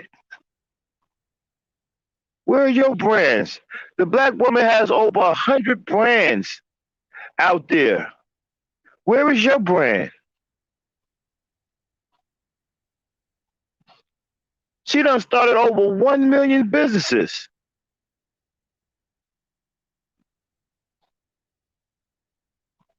And she's the one that needs to shape up. Nigga, y'all playing PlayStations and Xboxes and shit. And don't even have the wherewithal to get paid playing video games like these white boys, these Asian boys. They don't just waste their time on the couch playing video games all day for nothing. They get paid to play these video games. You niggas play video games for bragging rights. While you begging your girl for some change so you can get some drink and some smoke.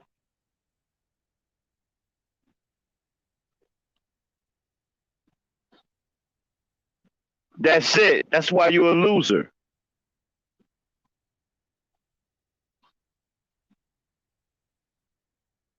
You holding black women accountable.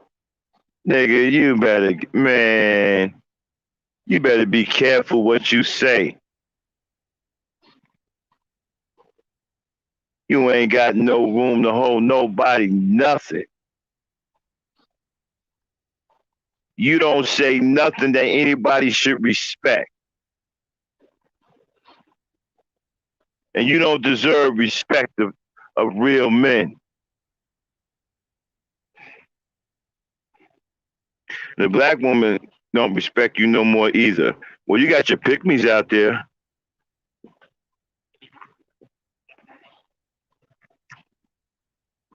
They'll make you feel okay.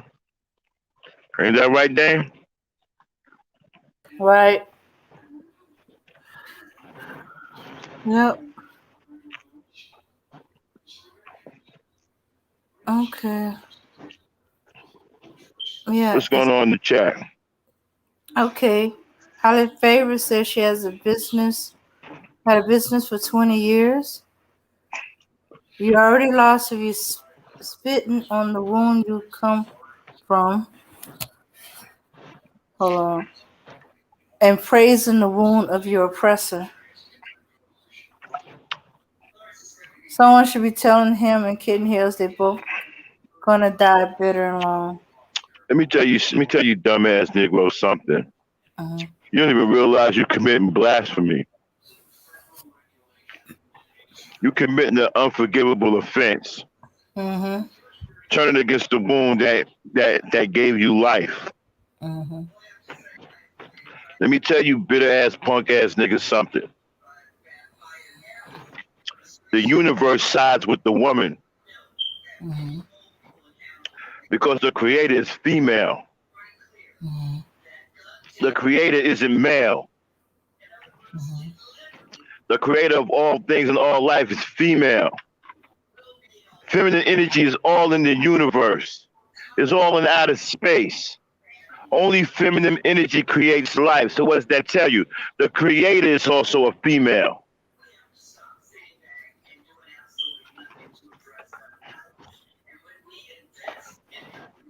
Mm-mm-mm. You stupid niggas, let me tell you something. You better make it right with your mama. All you punk ass niggas who hate your mamas, you better find some way to try to make it right with your mama before she leaves this world and you can't make it right. Mm-hmm. Yeah, I understand you said she abused you and all that. Maybe she wasn't in her best state of mind at that time. We don't know what it was. But you owe it to her to try to reconcile, at least give it a try.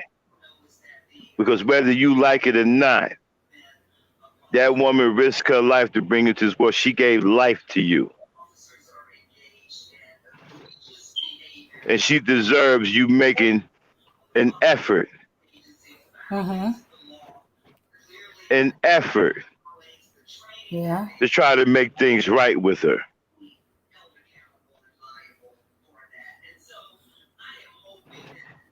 She deserves that. Mm-hmm. She carried you for 9 months. She brought you into this world. She nursed you. And protected you when you couldn't protect yourself.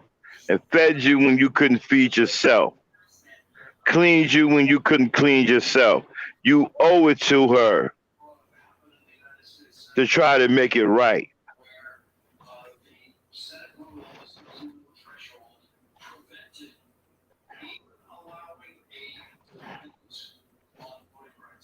You owe it to her. Mm-hmm. Stop being bitter. I understand it may be difficult for some of you, but you got to try. You only get one mother. Sometimes things happen in situations and they go bad, and the mother may not treat the child particularly well, depending on what state of mind she's in, whether she may be ill or may she something may have happened, and it may have caused her to act out of character. Mm-hmm. But it's still your mother. Yeah. She didn't kill you. Mm-hmm. You're still alive. Mm-hmm. Try to make it right. Do the right thing.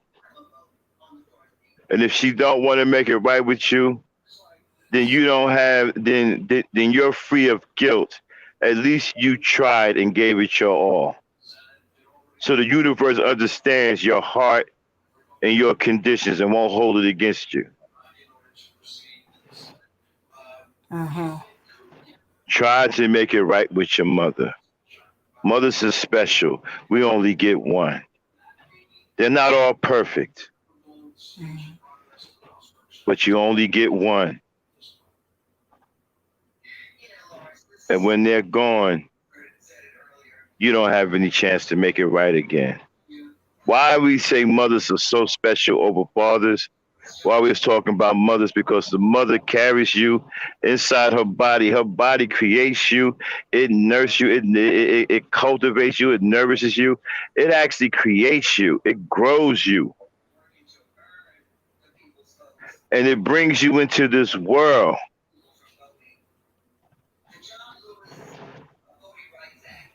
And then once you get here, she's tending to you, taking care of you, protect. She's your first protector.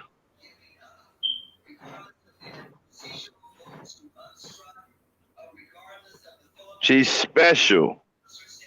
That's not something an ordinary person can do.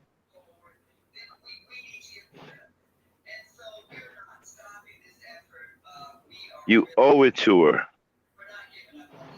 to try to make it right.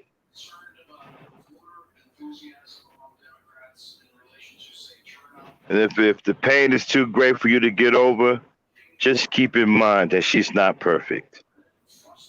None of us are. And she probably feels just as bad about her behavior as anybody else.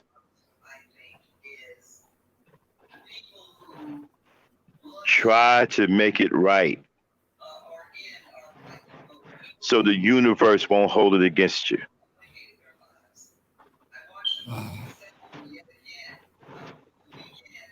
Dang, Yes. you sleeping? Yeah, but I was also thinking of the quote in the Bible. God even tells you to honor the father and the mother so your life may be long. So you cutting your life short by dishonoring your mothers the way y'all doing. So if not for their sake, for your sake, your mother gave birth to you. She chose to love you and saw you as her child. She did the best she Who's could. She tried to do a job that's meant for two people by herself. Tired, exhausted, stretching herself to the breaking point, but making sure that she had a roof over your head, ate, that ate and you know, and able you to know go to what? school. Hmm. And you know what? You Negroes take that for granted. You know how tough it is to live out here in this world? You have any idea how hard it is to make it on your own out here. Ain't nobody playing out here. Mhm. Don't nobody care how cute you are, how handsome you are, or any of that. People play for keeps out here. It ain't no joke out here in the real world. You know how hard it is to maintain a roof over your head, put food in your belly, clothes on your back, make sure you have medical. Mhm. That shit ain't no joke. Mhm. Some mothers got to take on 2 and 3 jobs.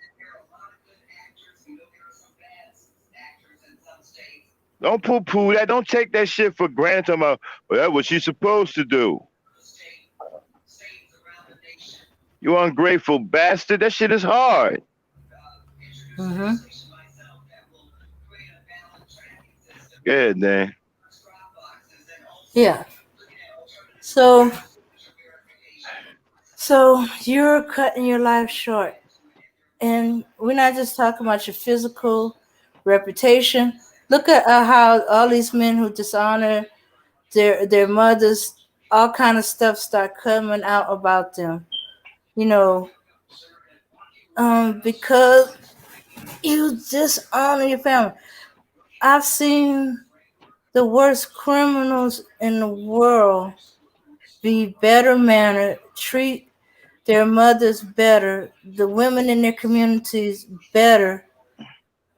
Um, then these so-called good dudes or masquerades or liars or fake copies of good dudes that's hanging around the manosphere.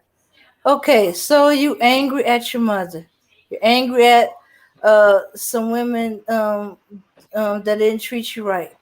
You're Well, men. it's You're over that. listen, You're not listen. We little don't want bullets.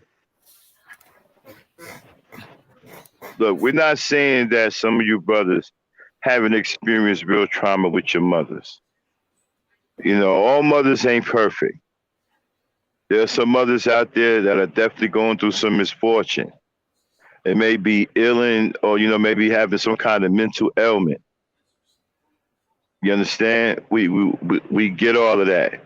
We understand that you may be feeling hurt, whatever. Maybe some deep pain there, but you got to try to make it right, or the universe will hold it against you. Because regardless of how you feel, that woman is still the woman that gave you life. Mhm. So you owe it to the universe to make your best effort. It may not even go. She may reject you, but that's okay. At least you made the effort, Mhm. and then the universe can be pleased with you and won't hold it against you. Mhm. Once you make your effort, if she rejects you, then that's between her and the universe. You've done your part, but you're supposed to honor her. The universe wants us to honor our mother and father, even when they're not at their best. Mhm. Exactly.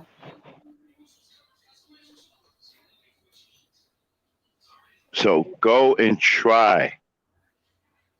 Don't let don't let the pain consume you into making a bad mistake. Because once she's gone, you'll never have a chance to make it right with the universe. And the universe will hold it against you.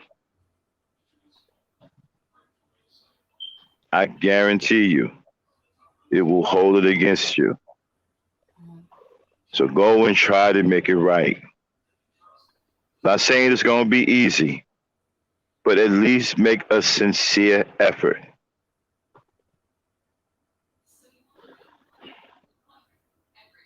You owe it to her.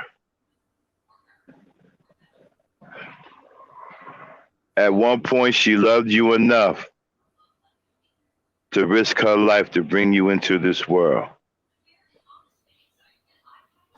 Now, love her enough to make an effort to try to make it right with her.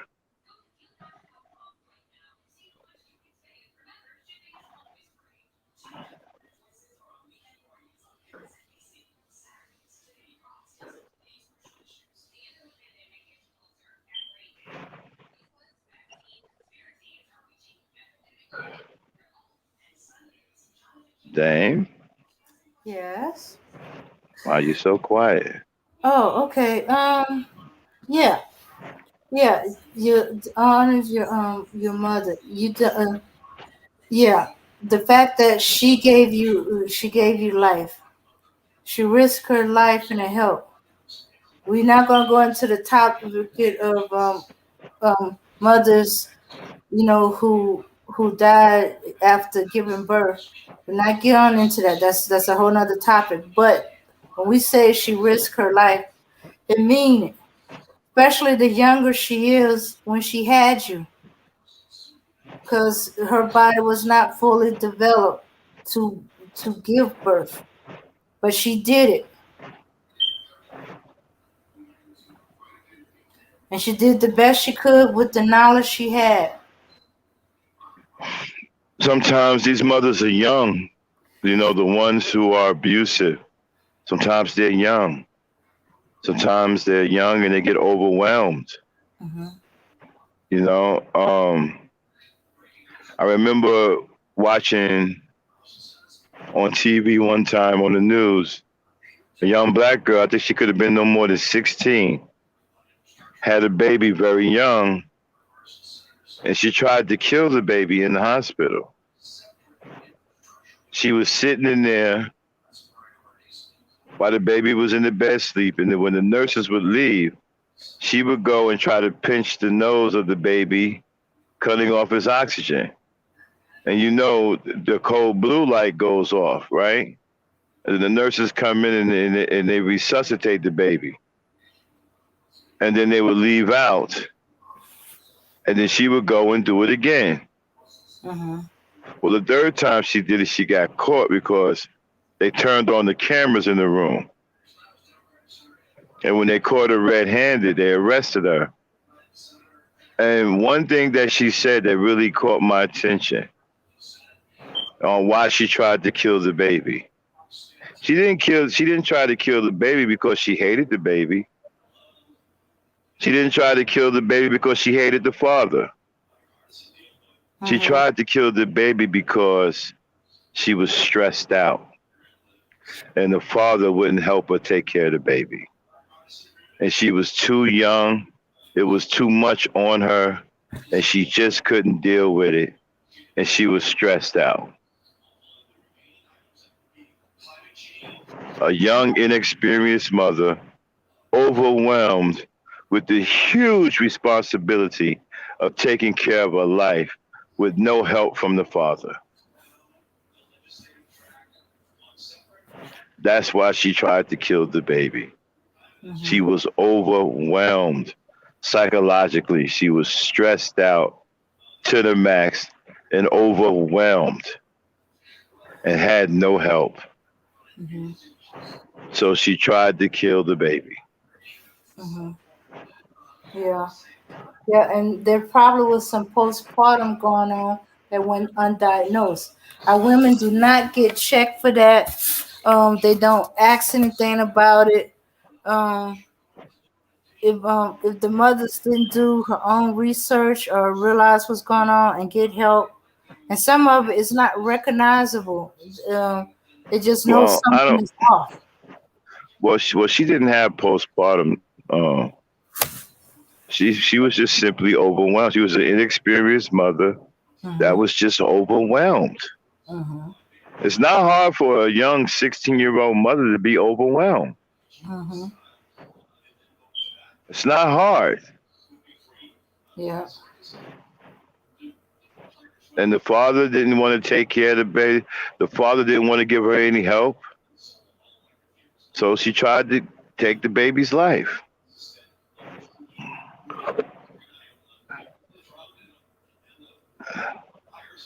Yeah. It's sad when it's something like Does that. that make her now somebody like Rosie would say, well, that makes her a bad mother. Yeah. No, it doesn't make her a bad mother. It makes her an experienced mother who can't, it makes her an inexperienced mother who just couldn't cope with motherhood. She was too young Mhm. and should have never had a baby until she was older. You should have never had a baby at that age. She was entirely too young and just couldn't handle it. The responsibility was too big. It wasn't the fact that she was a bad mother. She was in over her head.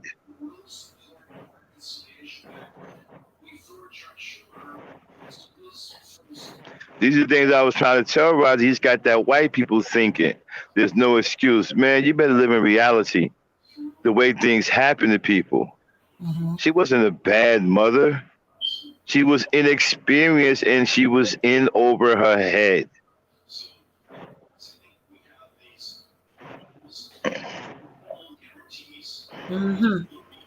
Yeah, and there's a lot of that happens. Shooks. It could happen with it's and the pressure, stress to the point, then trying to how I'm going to feed the kid, take care of the kid. You know, And I'm you just learning how to take. I barely know how to take care of myself. and this is the other reason why I don't have no sympathy or any kind of anything for brothers because why did a young man get a young girl like that pregnant? Mhm. Where was the father to instill integrity in his son? Let me explain something to y'all. Manhood is not swinging your penis everywhere. Mhm. That is called immaturity. That's not manhood. That is called that is called no self-control. Mhm. That is not manhood. You don't just go out here swinging your penis everywhere, getting women pregnant with no intentions on taking care of any of these children. That is not manhood. Now, I know that guys like Tariq Nasheed and Kevin Samuels and Alpha Male Strategies and Alan Roger Curry, AR, whatever his name is, AR 15, whatever the fuck he's supposed to be. I know they tell you that that's what you're supposed to do. You don't love those hoes. Mhm. See, they've convinced you that every woman is a whore. They've convinced you that every woman is a B. They've convinced you that every woman is a slut or a strag or some other kind of derogatory, demeaning name. And you believe it. And you don't question the credentials of the people who are telling you these things. You Mhm. see, what you accept is a dossier, a verbal dossier that they verbalize to you about them growing up on the mean streets and being pimps.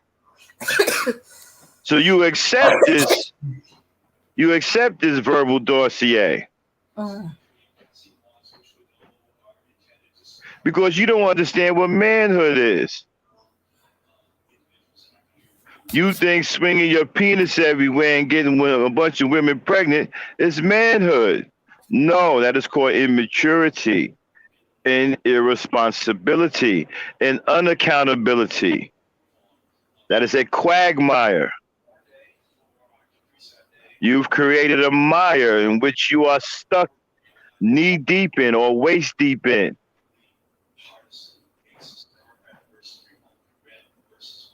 All you're doing is becoming a deadbeat. Mhm. You are causing chaos in Mhm. society.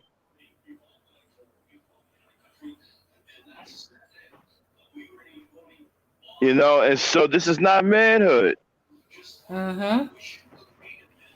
I hate to break the news to you. It's not manhood. No.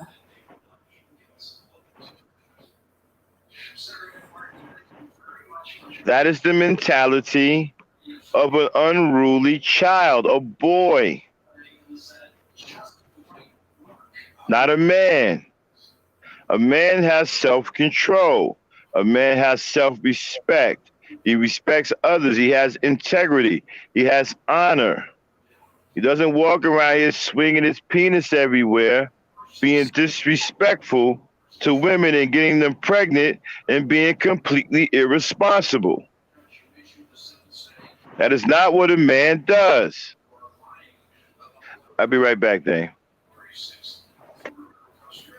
Okay. Dane, Yeah. I'll be right Yeah. back. Okay. Yeah. That's not what a man does. You know, a man does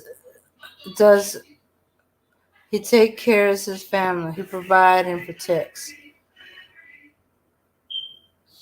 Shooks, I've seen little boys try to protect their families and stuff like that.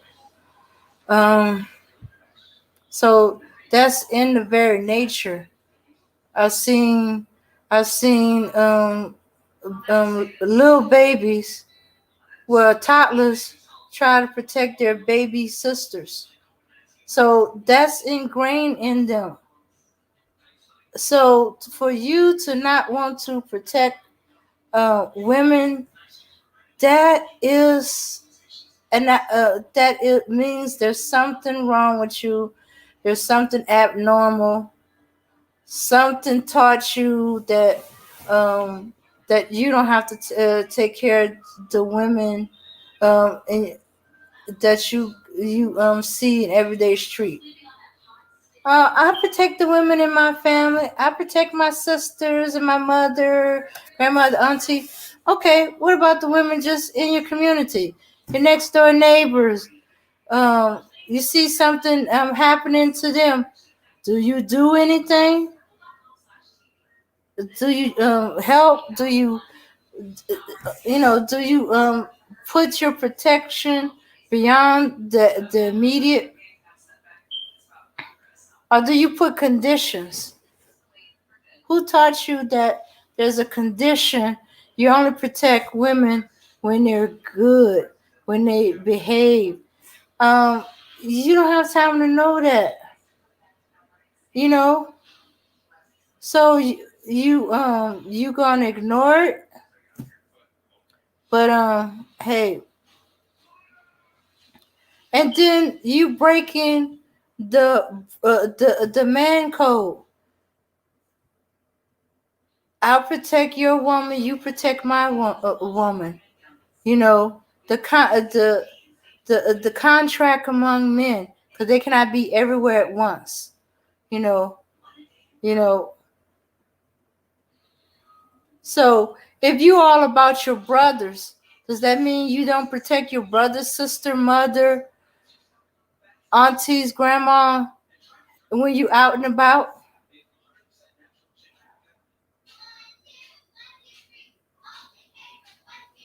Mm-hmm. And does that mean your brother does not protect yours? Look at these men that you're listening to, and they saying black women don't deserve to be protected. They're not just talking about the black women they know or the black women in their lives. They talking about all the black women, including your family. They don't know you from anybody else, and all black women are the same as far as they concerned. Yeah, they may say, "Hey, my mother ain't like that," but they ain't saying that your mother isn't. You should be insulted. You should be mad as hell that they're talking about the women in your family like that. Mm-hmm. They're not saying some, all, certain ones. They saying all, theirs and yours. So if they your brothers and they looking out for you, shouldn't they also be looking out for your family, for the women in your lives, the ones that's under your protection? And shouldn't you be, as their brothers, looking out for their woman, They're the women in their family. Since y'all talking about the bro code, I kind of remember the bro code including your brother's family. You know, you know, I look out for your sister and you look out for my sister. I look out for your mother and you look out for my mother. I look out for your grandmother, you look out for my grandmother. But if y'all all saying that our women deserve death, abuse, and no protection at all, that means your family too, the women in your family. Because I know some of y'all love your mothers, some of y'all love your grandmothers, your auntie, your mother figure, your daughters. Some of y'all do, some of y'all don't. But those of you who do, you just happen to be mad at a particular woman or a group of women, but you're not mad at your mom, your grandma, auntie, godmother, or whoever your mother figure is. You're not mad at them. They perfect. They can't do no wrong. These other women is the problem. Okay. These other women is one of your brother's mother, sister, aunt, grandma. I need to think about that. Y'all need to reevaluate these guys you follow. Really listen to what they're saying. They're saying those women that are important to you don't deserve protection. Mm-hmm. You cannot always be there at all times. Yeah. So hey. So if you out and about, or the women that's important are out and about, and somebody come at them, and they happen to be there, are they gonna be there to protect, look after, or do anything, or will they stand by and watch, record the thing, brag about it, laugh about it, while the women in your family are being abused, attacked?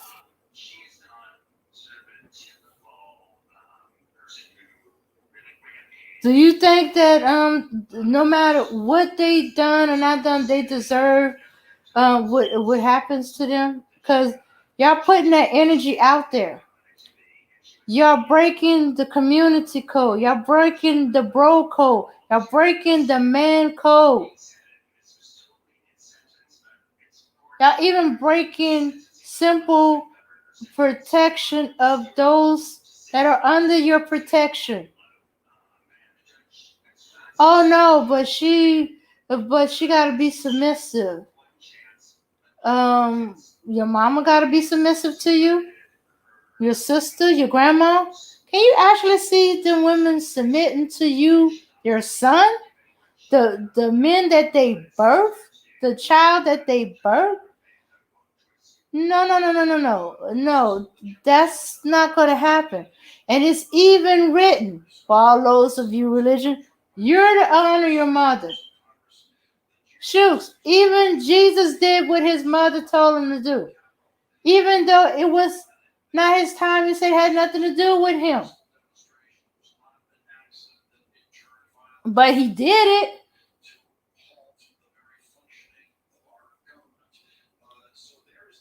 And he was perfect. Yeah. Because he knew that she birthed him, he honored her.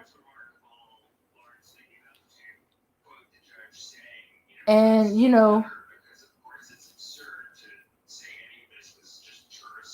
And as her son and her husband was gone, he's the next one in charge. So, like, women say, hey, such and such is happening, go help out with this.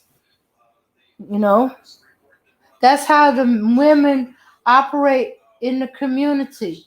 Something is happening, somebody needs help, certain things need to be done. They tell you to go help, go fix, or you can do this, or you can build that, or this is in, help them out. They train you to help out, you know, to help out the women in the church, to hold open the doors, the to be the shoulder to make sure they make it in all right, to pick up the heavy things for them, to be a gentleman. Have y'all forgotten those lessons? That's how you embarrass your mother. When you are inconsiderate, unthoughtless, and say things that she would never accept you saying, you dishonor her. You dishonor her training. You embarrass her. It puts into question what type of parent she is. Mm-hmm. And that don't just stop with just your mother, the family.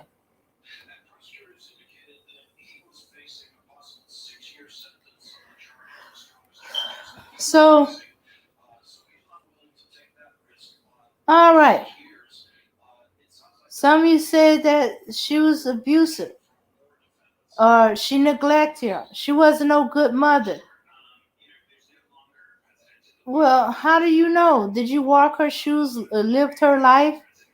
Or were you seeing it from the outside? You know, uh, what? She wasn't home enough. When she came home, she was mad, and she took her mad out on you. It happens. It happens more often because she's doing a two-person job by herself. She's spread thin. She didn't listen to you. She spanked first, asked questions later.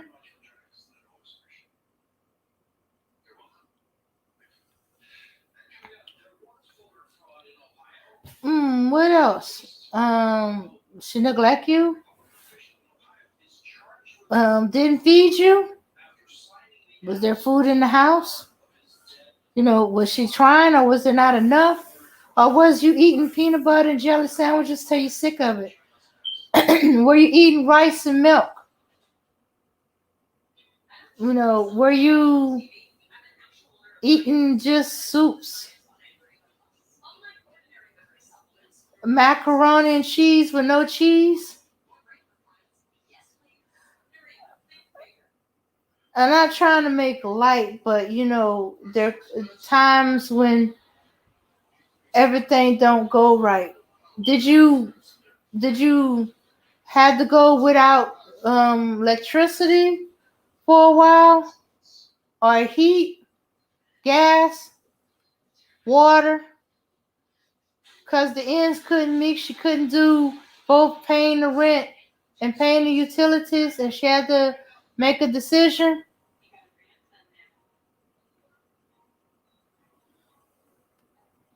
Mm-hmm. Was it because she got your clothes on layaway?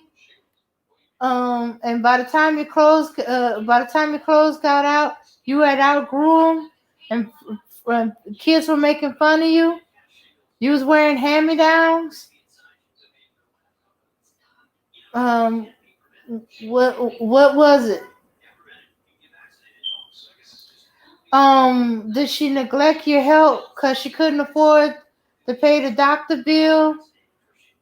And It wasn't until you got real bad, she sent you to emergency, went to the emergency room.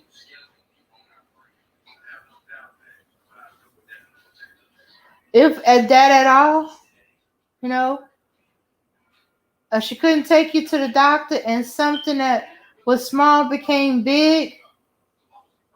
Had that happen. Didn't know I had a hearing loss until my senior year in high school. When I was around, there was no Medicaid for kids. That yeah, that's what it is. Basically, Medicaid for kids. That wasn't around. My mom had to make a decision sometimes whether to take me to the doctor. You know, if it's something that she thought she can treat at home, she treat at home.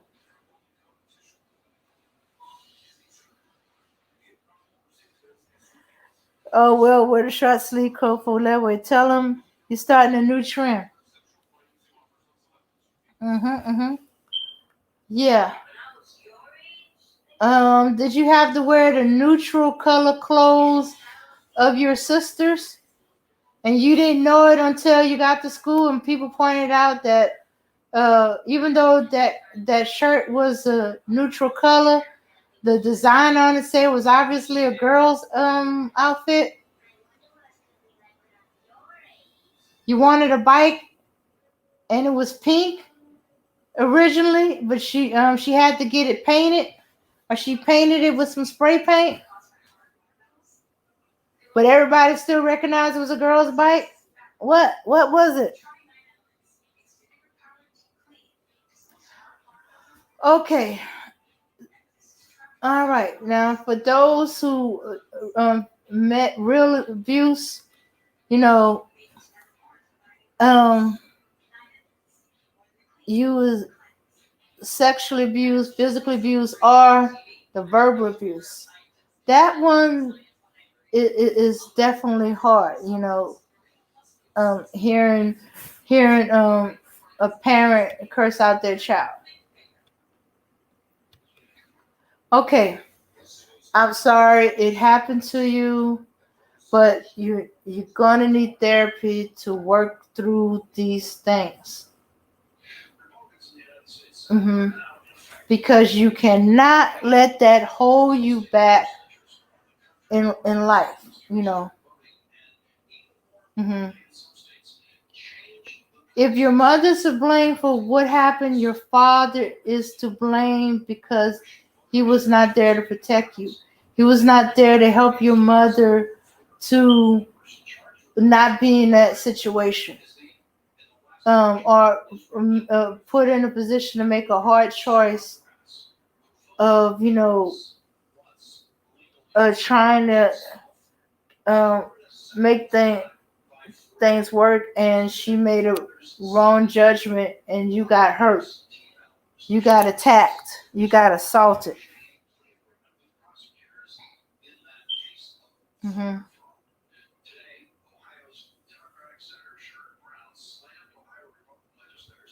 Yeah, it's not a matter that she chose the wrong man, your father.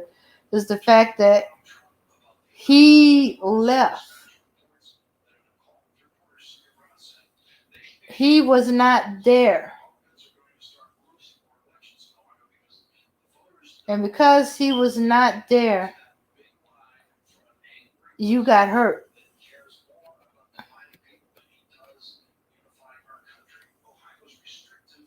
You got attacked. You weren't protected. hmm hmm He didn't put things in play so that that make ensure that you was safe. hmm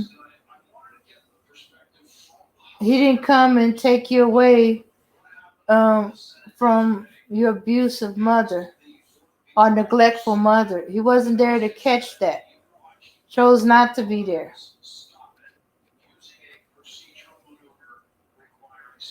Ugh. but your mother is put on her all the blame. But she she did what she could. hmm As I said, this is a two-person job. It's a two-person job that's supposed to stretch out into the community. You know, but because of the breakup in the family, there was a breakup in the community. Not just the family got neglected, but the community got neglected because the community is the family.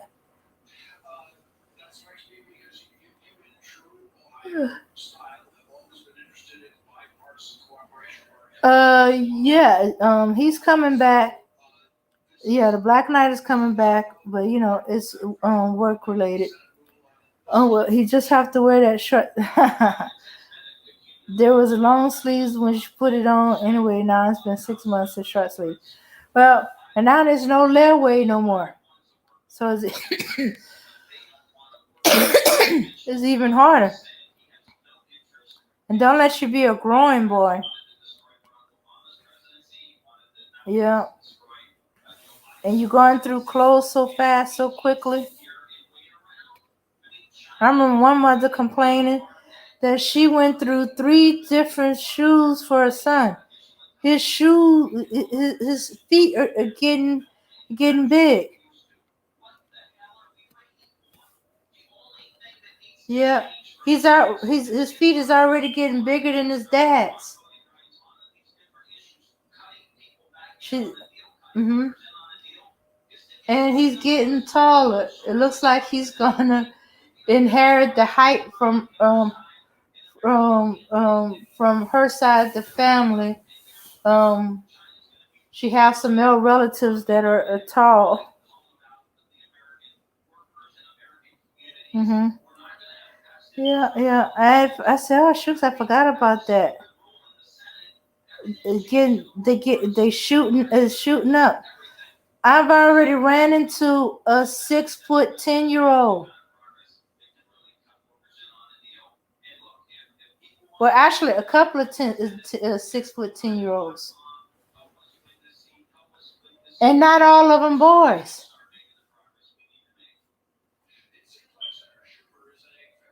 Yeah. Uh-huh. And okay, back to what I was saying. He's like, "You're taking the mother's side. You're a woman." Yeah, cause my mom was a single mother. I seen her. She tried to make she felt that a father was important. So um my stepdad came in the picture. She felt he was a good man. You know, yeah, but some stuff came out. It was not so not so good. His true colors came out. It took a few years, but it did. hmm Nope, he never molested me, never abused me. I got. I don't think he ever really whipped me. I know he threatened to. I think my mom wouldn't let him. She would rather whip me than have him do it. I think I might have got a couple of swats on the behind, but that's about it.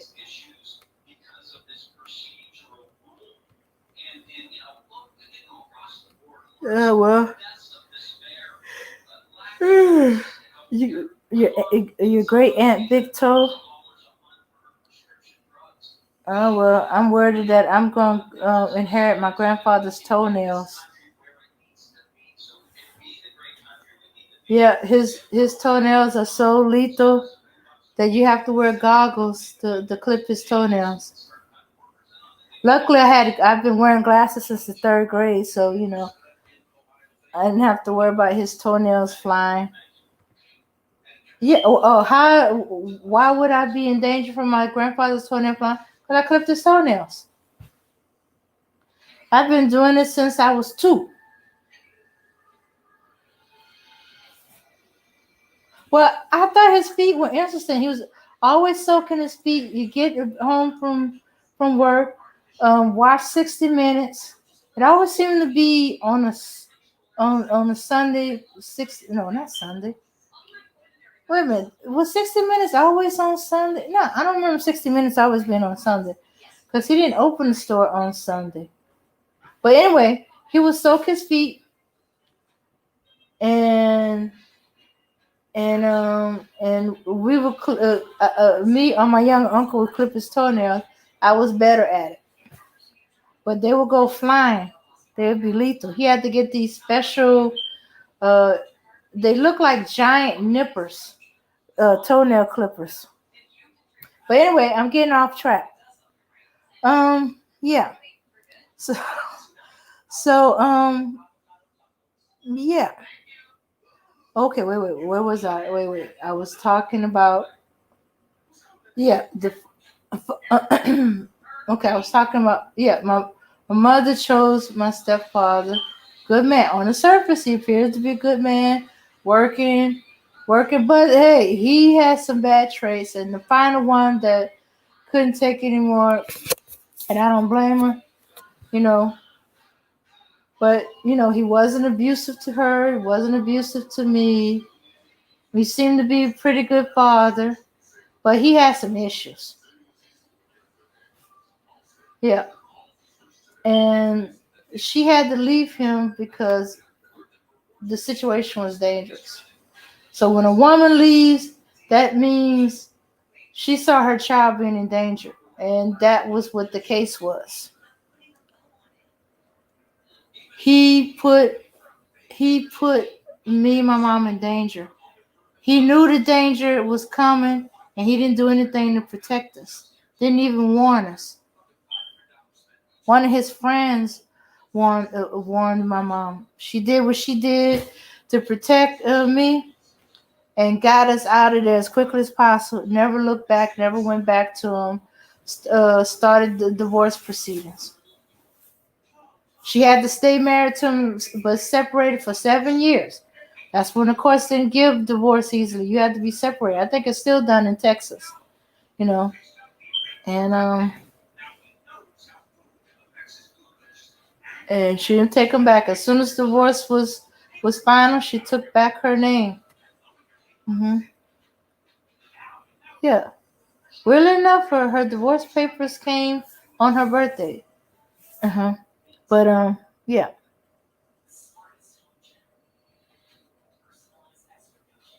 Yeah. So if your mother's kept you away from your father, did you ask her why? Could it have been that she was protecting you, that she was in danger, or being around your father was a dangerous situation? But in a lot of this case, it's not the woman leaving the man. No matter what the manosphere say, it's not that. It's the men leaving the women. Walk away, run away. Uh-huh. Yeah. And once you do that, the stress starts happening immediately. So it's gonna be what I'm gonna do. I'm gonna take my child, feed, have a house on head. There's only so far my paycheck could go.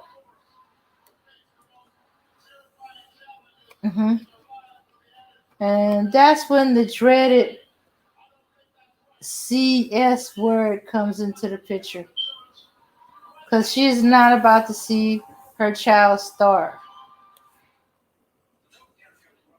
I've seen mothers starve themselves in order to feed their child. I was one of them. There's a picture in my great aunt's house where my mom, she didn't look skeletal, but she was like a twiggy.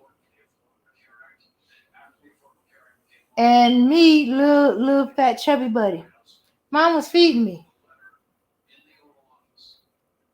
But she she look like she ain't been eating, and that's the immediate reaction.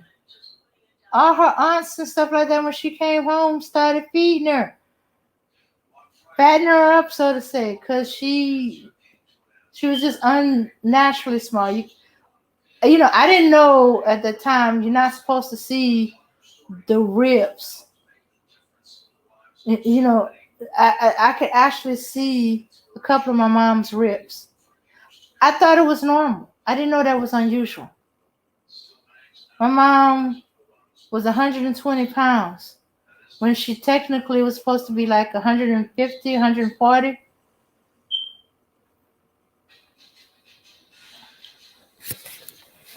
So she was underweight. And then I think all her weight was in her breasts.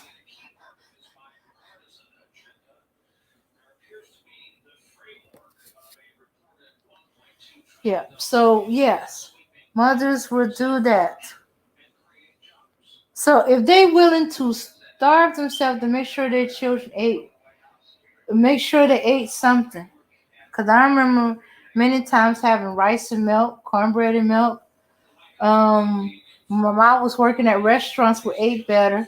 There was this black restaurant in Texas, I believe, and she got to take home the leftovers. I got programmed as soon as mom came home from work. I was eating. I woke up. I don't care because I knew she was bringing home some food. Not that I was starving. She made sure I ate, but it was hey the food at the restaurant she make home. Soul food. Yeah, yeah. Like I'm gonna turn that down. Okay. Yeah, yeah. A lot of the jobs there was something didn't pay as well. She was a receptionist at a dentist office. They couldn't pay her much, but free dentistry work for me, my mom, and my stepfather. You know, mothers do that. You know, I don't know how many times we came home to a utility cutoff. Usually the lights.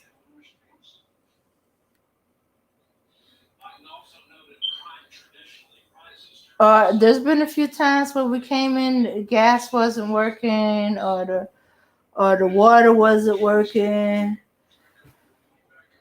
or we got a message the water got turned off, and the only water left is in the pipes and in the hot water heater.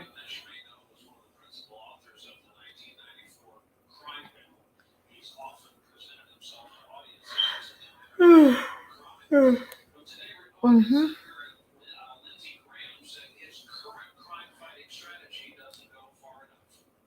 Yeah. So yeah, moms do that thing, and yes, they get stressed.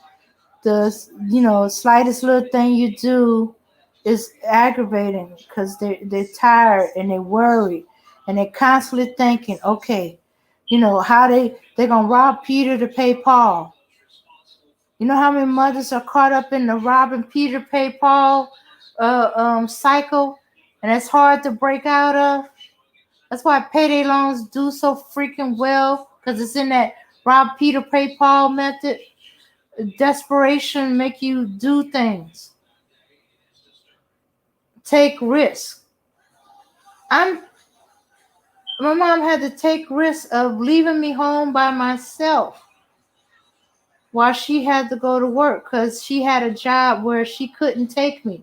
The restaurant, if she was stuck without a babysitter or something, it was a family owned restaurant. They understood that kind of thing and they took it in. I don't know how many times the restaurant owner actually babysit me. I was right there with her grandkids.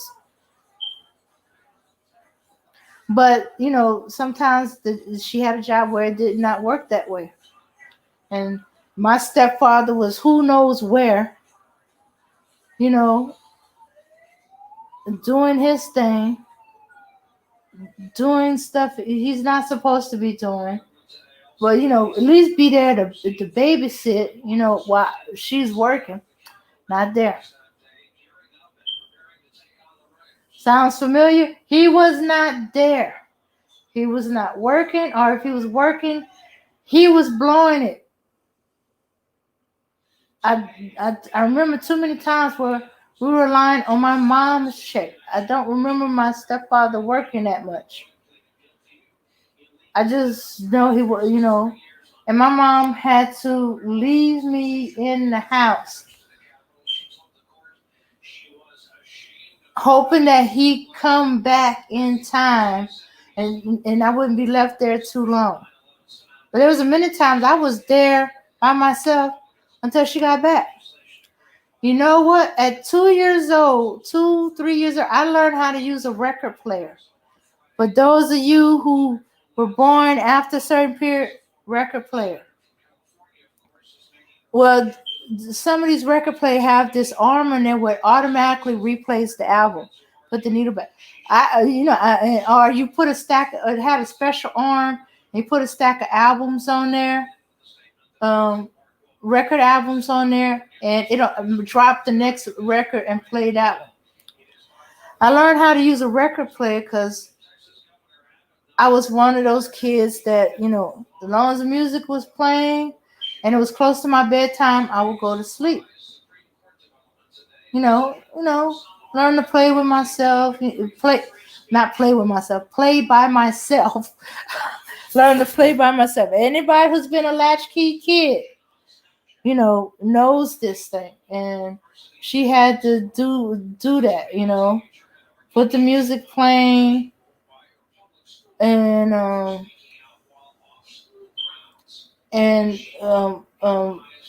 leave when I'm halfway asleep and put a whole stack of albums just in case.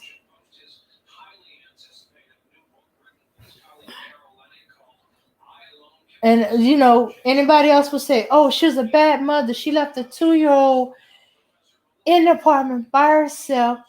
Don't know when her husband's was gonna get there, or even show up at all. All kind of things could have happened."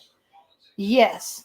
So you can imagine what that was like for her, trying to work, hoping that he made it, wondering if all kind of stuff could happen. What is she gonna come home to, and stuff like that. So you got, women going through that kind of stress too. And you're like, but she had your stepdad. My stepdad didn't do a lot. Didn't do enough. In fact, in some ways, he made it hard as if she was a single mother, or harder. She had some good, the job with the dentist. It didn't pay a lot, but it paid for the dental. That's why I'm not afraid of dentists to this day. I've seen a dentist since I was a baby, because she worked with one. He get on his jealous high horse, get into a fight with the dentist, and saying that he's after my mom. Lose a job. Restaurant. He pick a fight with one of the waiters. I think that's the owner's son. He was walking my mom and me home because his mom was concerned, because my stepfather didn't show, and is walking to make sure we got home safely. Yes, men do that way, do things like that. And sometimes their mother volunteered them. She taught them well. My stepfather picked a fight. And saying that the son was after my mom. The owner was not having that. That's her son.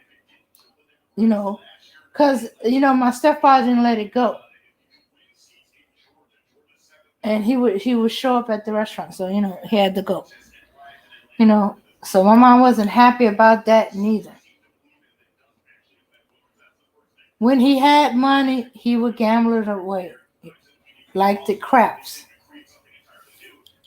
Mhm.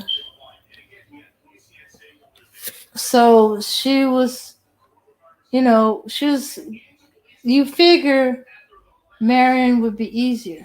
Yeah, it was easier in the beginning.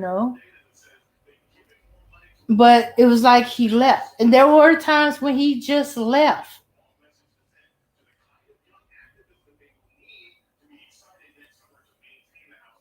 It's the same way. And then once my mom, after he put us in that dangerous situation, and knew it, and it didn't come. That was the nail in his coffin as far as their marriage. She was not taking him back, and she took him back through a lot of this stuff.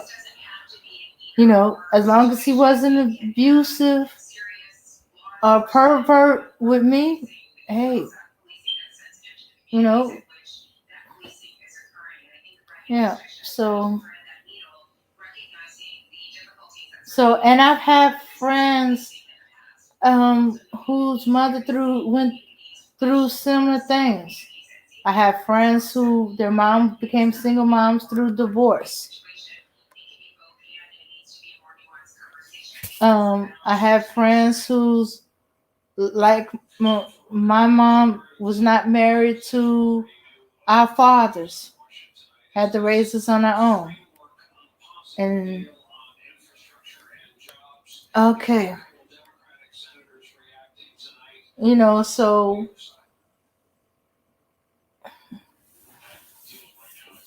it was to me, I guess you could say it was the beginning to me of the single motherhood in my community.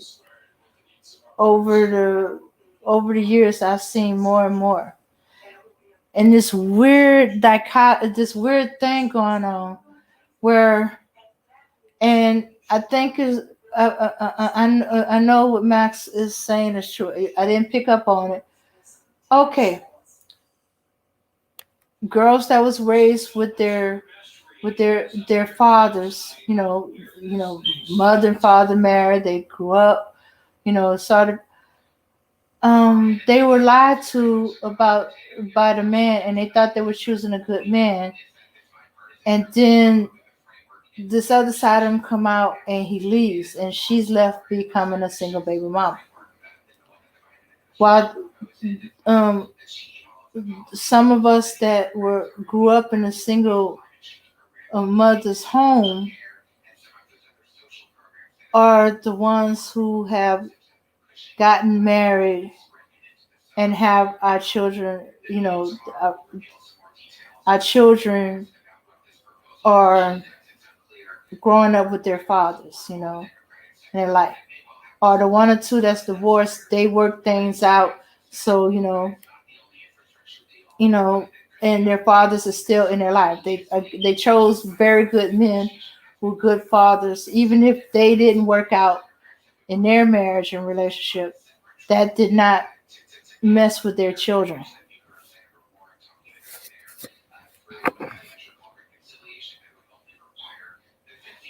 Yeah, but yeah, you know, I gotten so used to men lying to get what they want that sometimes the guy who tells the blunt, honest truth get more respect than the guys who are saying what we want to hear.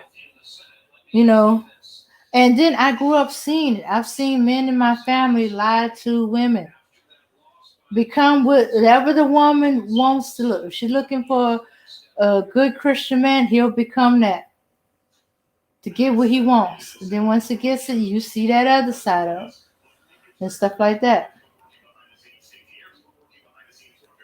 So I know it's there, and somehow it became normalized to lie to get women in bed.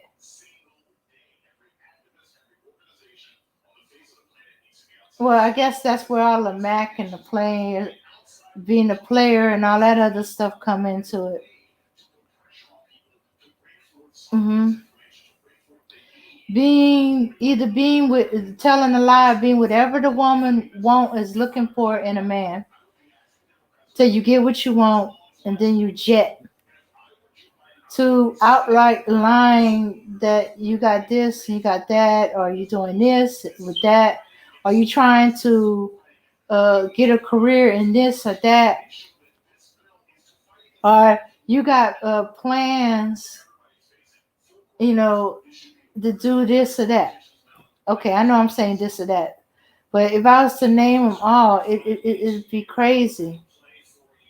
Men who lied that they got their own house, their own car, they got a well paying job or stuff like that, or or in one case he wasn't lying. He did have a well good job. He had a house and stuff like that, but he did not tell the woman that his job he'd be away for quite for most of the year. And since she didn't know that at the time, she's a woman that she wants her husband there, you know, So it didn't work out for them because she's a woman that wants a man there with her, and he's a man who his job he works away, a lot, and so it didn't work out. Yeah, so okay, let me get back into it.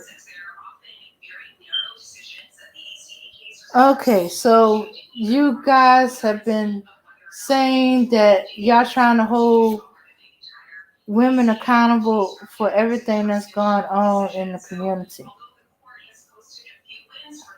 Shooks, it seemed like y'all don't just the community, and it was like, how are you gonna hold accountable women that you have no responsibility for?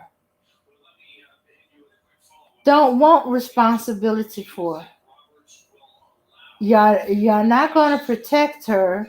You're not going to step up and take your place as leadership in the community, but yet you want to hold her accountable for what's going on in the community.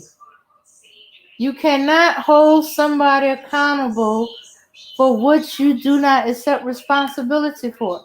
Your responsibility is to protect, provide, take care of the women and children in your family. All of them. For those of you who have multiple baby mamas.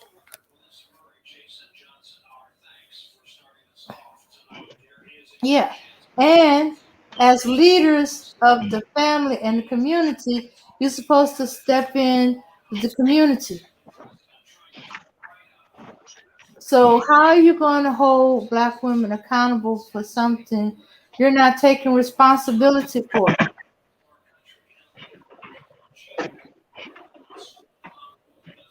You're not taking responsibility for her. You're leaving her to handle things on her own. You're using the excuse that so-called excuse that she's a strong black woman. She's not a strong black woman. She's a stretched out, stretched to the limit, exhausted. But she can't afford to stop because if she stops, who's going to take care of her children? Hey, Max, you back? Uh-huh. Yeah. She's on automatic pilot. She's an automatic pilot half the time. Yeah, and it never seems to end because it won't, because she's supposed to have a partner help, supposed to have a partner to spot her, take a break, lift the burden, share the burden, share the. But hey, y'all want that, but yeah, y'all want to blame her for everything. You want to blame her for how she votes. Are you in the household? Are you telling her, why you want her to vote this way? and pay and stuff like that. No, because you're not in the household. You're not a part of the family. You're not being active part of the family. Okay, Dan, what is it that you're going on about? Um, accountability and not being there, and Uh-huh. mhm. Yeah. Well, And I'm talking about some stuff that I heard them complain about, and that one with the election, and it's like it's black women fault. Y'all didn't want to vote the way well, we wanted y'all to vote. Excuse you. well, you can't. Well, here's the thing, right? Mm-hmm. You can keep saying it's black woman's fault, but Mm-hmm. it doesn't change your position in life. The black man has to understand you're a loser. I just cannot stress enough that you are in last position. Mm-hmm. There is no one losing more than you.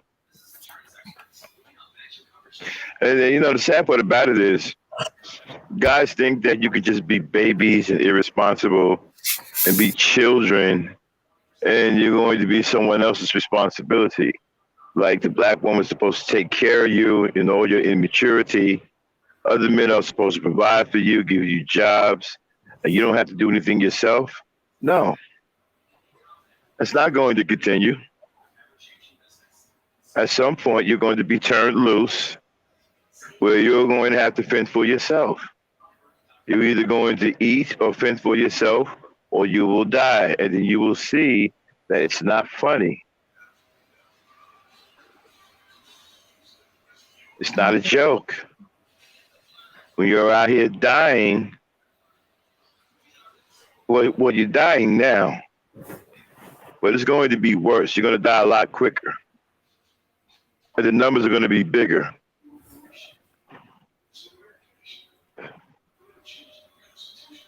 Wow.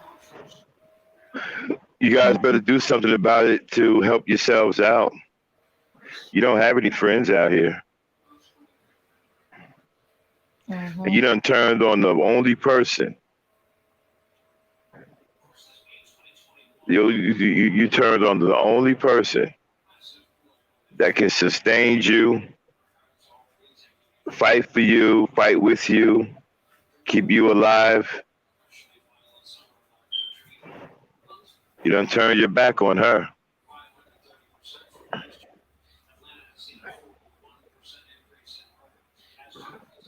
All you're doing right now is you're sealing your own fate.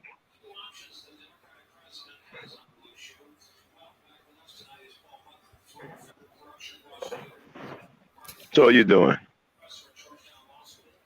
Blessed with the most beautiful woman in the world, and the best you can do is hate her. You're a fool, and you're gonna die a fool's death, no doubt.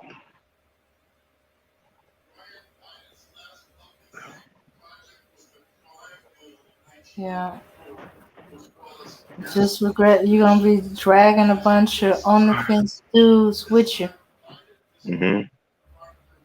And look how immature your talking points are. Oh, she's masculine. Oh, she wear weave. Oh, she raises her voice. Oh, she has an attitude. Could you be any more weak?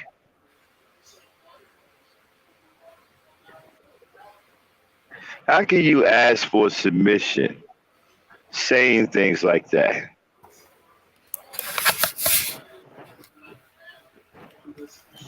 And think about it, like I said, y'all walking around here thinking y'all bosses. Mm-hmm. That's part of your problem. Your delusion. It's a big part of your problem. Guys are delusional.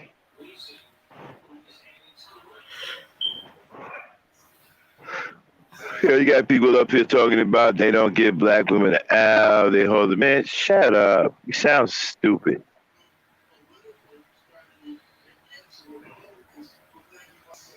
Like I said, it would be different if you guys had some kind of real track record, had some real tangibles that we can sit up and say, wow, the black man really taking care of business.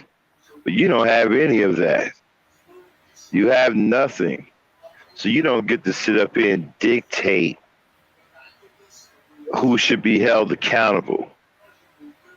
You, of all people, should be held accountable the most. You have committed so many offenses to the point where you've become your own sustained organized crime. Mm-hmm.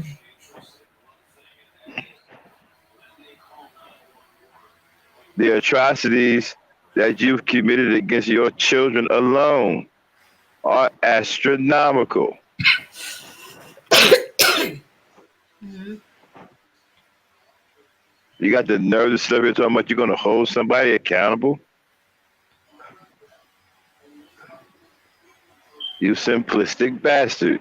You have no idea how crazy you sound.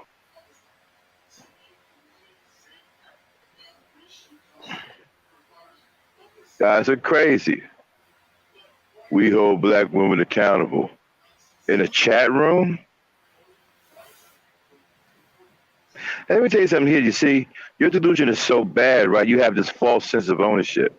You actually think you own these channels. You know, this is all you got.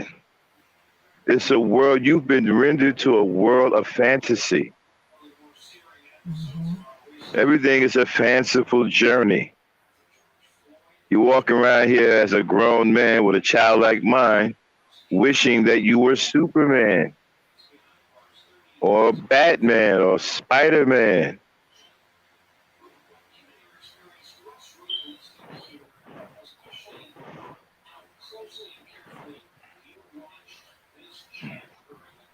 You got grown-ass men comparing themselves to a fictional character called Superman, a fictional character called Spider-Man, comparing themselves, Thanos. You got real problems. Oh, shoot. Like I said, you have no accolades. There is no track record. You have nothing. You don't get to demand anything. And you most certainly don't have the credibility to tell the black woman anything.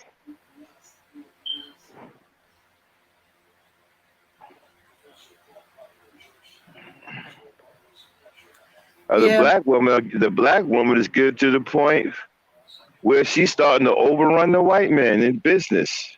Mm-hmm. She's way up at the top. You're at the bottom, fighting for a position to be at the very top of the very bottom. Mm-hmm. Okay.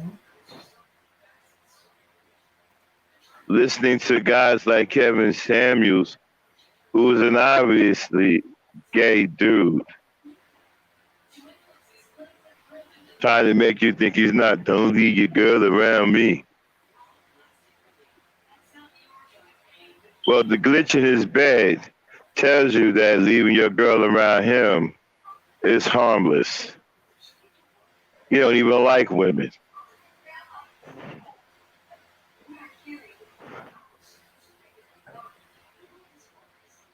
This is your hero. Mm-hmm. That's why you're a loser. Don't you get it? Yep. Back in the losing team. Losing horse.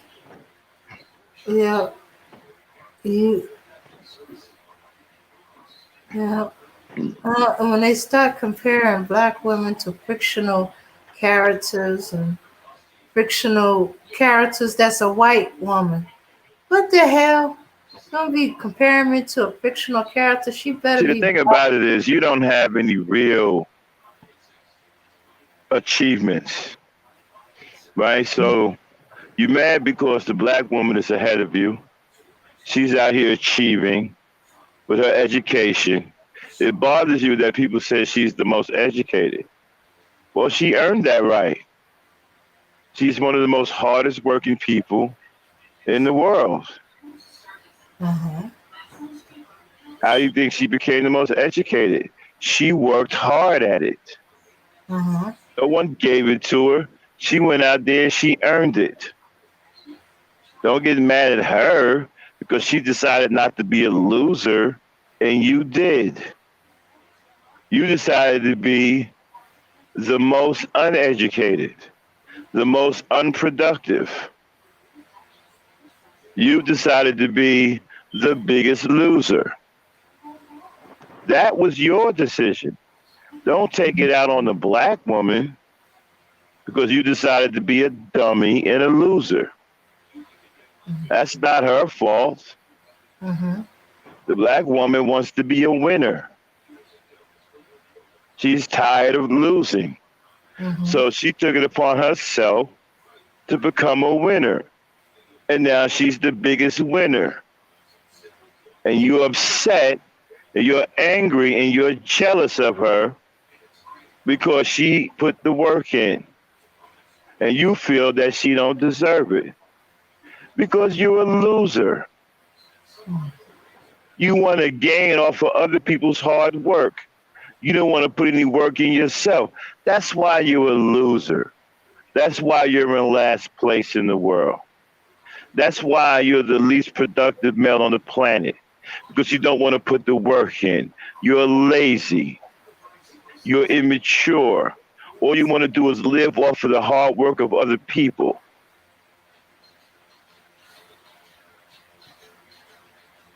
That's all you want to do. You want to walk around here swinging your penis everywhere like you're some kind of superstar.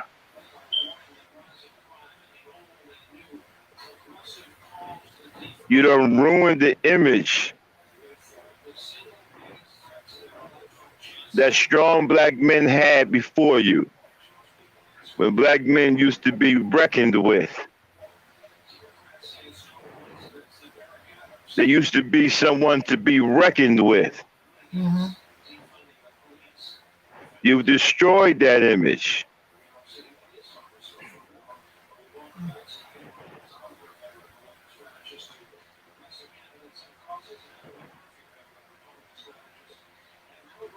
Because of you, Uh-huh. people think that we're all fools and we're all lazy and we're all good for nothing. Uh-huh. You even have black women right now that don't even believe that there's even a such thing as a decent black man. And don't trust any black men, even the good ones.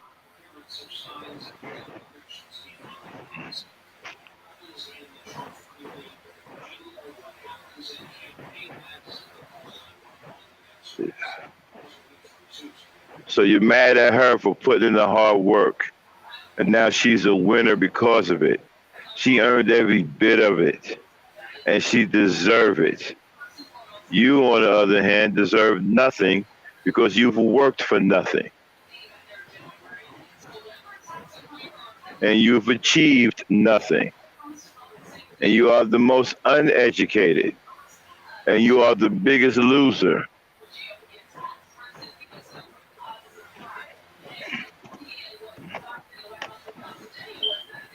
Yeah.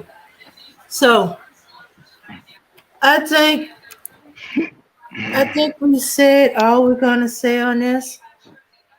Um, unless somebody wants to come up, you ready to? You want to chat with a few people in the chat? Anybody that wanted to come up?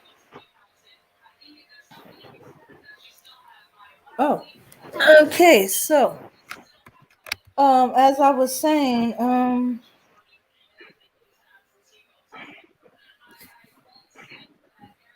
that you cannot hold women accountable for what you don't take responsibility for.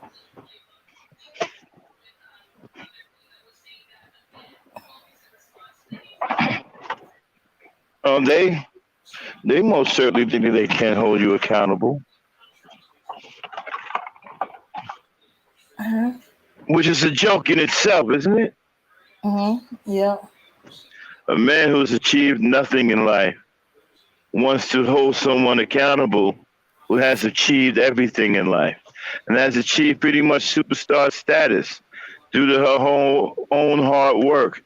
You didn't help her. As a matter of fact, you tried to tear her down every step of the way while she was in them dorm rooms studying in those colleges, Uh-huh. dealing with stalkers, Uh-huh. trying to get that education. Uh-huh. All you did was try to tear her down every step of the way. She got tired of being a loser along with you. So she did something about it. Uh-huh. And now she's no longer a loser. You're still a loser. See, the black woman used to be a loser too. She used to be right by our side, losing with us. Uh-huh.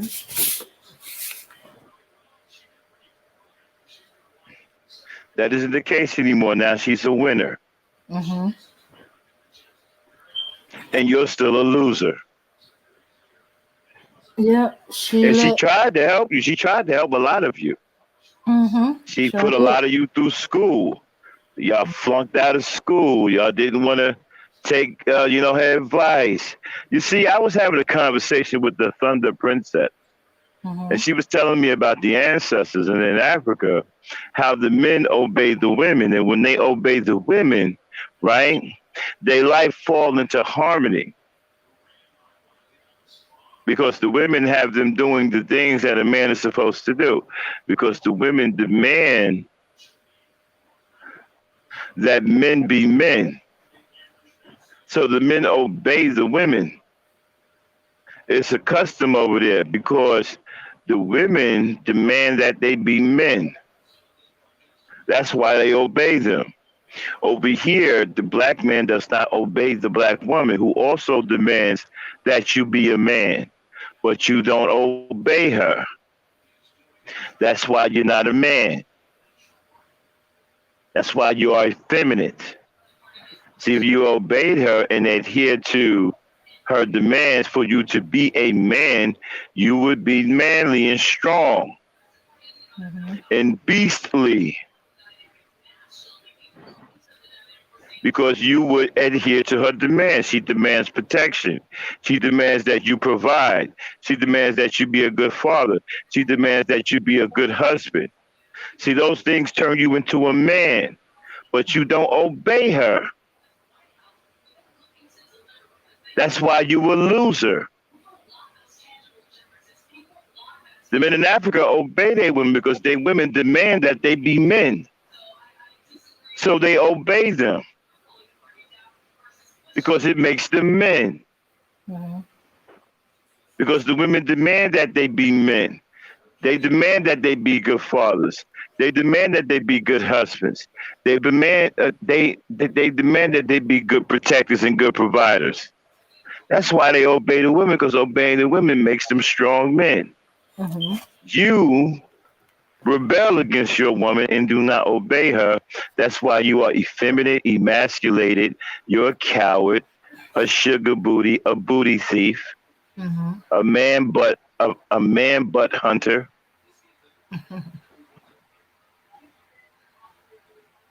a flake, a phony, a floozy,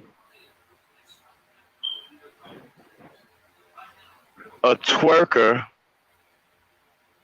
Uh-huh. a sachet Shantae. What is that? Sachet Shantae. Why do I keep saying that? Where do I That's get that from? a gay reference from Right. RuPaul video. You are a sachet Shantae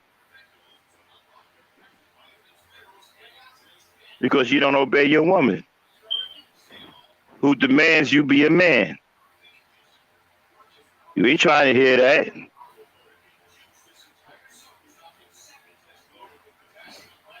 Uh-huh. That's why you weak and effeminate, because you don't obey your woman who demands that you be a man. Uh-huh.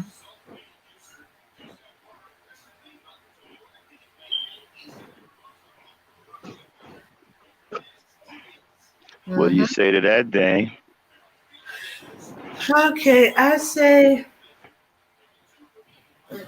that many a times they disobey and black women try to help them, and then they trying to say that that she's not. I know plenty of black women try to help men get jobs. They let them know where jobs were, grab applications for them, all kind of stuff, and the men stubbornly refuse to take the job, or try to get hired on, or they did the bare minimum to try to keep from. Shit, I know guys who had jobs that women had set up for them, Hmm. and they worked just long enough to get an unemployment check and quit. Hmm. See, Yeah. in New Jersey, you can get denied unemployment and still get it a couple of weeks later because they'll deny you at first, but they're still going to give it to you because of your money. Other states are different. But Jersey, even if you get denied, you're still going to get your money. You're just going to get it a little later, but you're still going to get it. Jersey's one of those states where they don't deny you unemployment regardless of the fact. They'll go through the motions. Oh, you're denied because you quit, and then you got to wait 2 or 3 more weeks, and then you'll get your check. You're still getting your money. Well, on that note, and that being said, Dave, we got anything else? It's late. It's time for us to get on up out of here. Yeah. Yeah, I think the chat is also ready to call it a night. All right, let's shut it down, everybody. Okay. Peace, Thanks power. for coming out, y'all. Hmm. We're gonna try to do a better time, but we kind of like these late night rendezvous, right? They're getting a little cozy, people. All right, anyway, thanks for tuning in. Hmm. Hope we gave you some food for thought. Don't forget to like, subscribe, and share. And please share so we can get the recognition. Hmm. So Yeah. we can get the recognition. Please share us. Post us in other people's place. Post us around. Don't be afraid to post the link to our shows. Hmm. Like, subscribe, share, Yeah. and please support the channel. Hmm. Help us help our people. Okay. All right, Yeah. we're not even going to play the music. Just cut the show. Let's get on out of here. All right. Night, night, All right, everybody. y'all. Peace out. Peace, power, and unity. Peace, power, unity. Good night.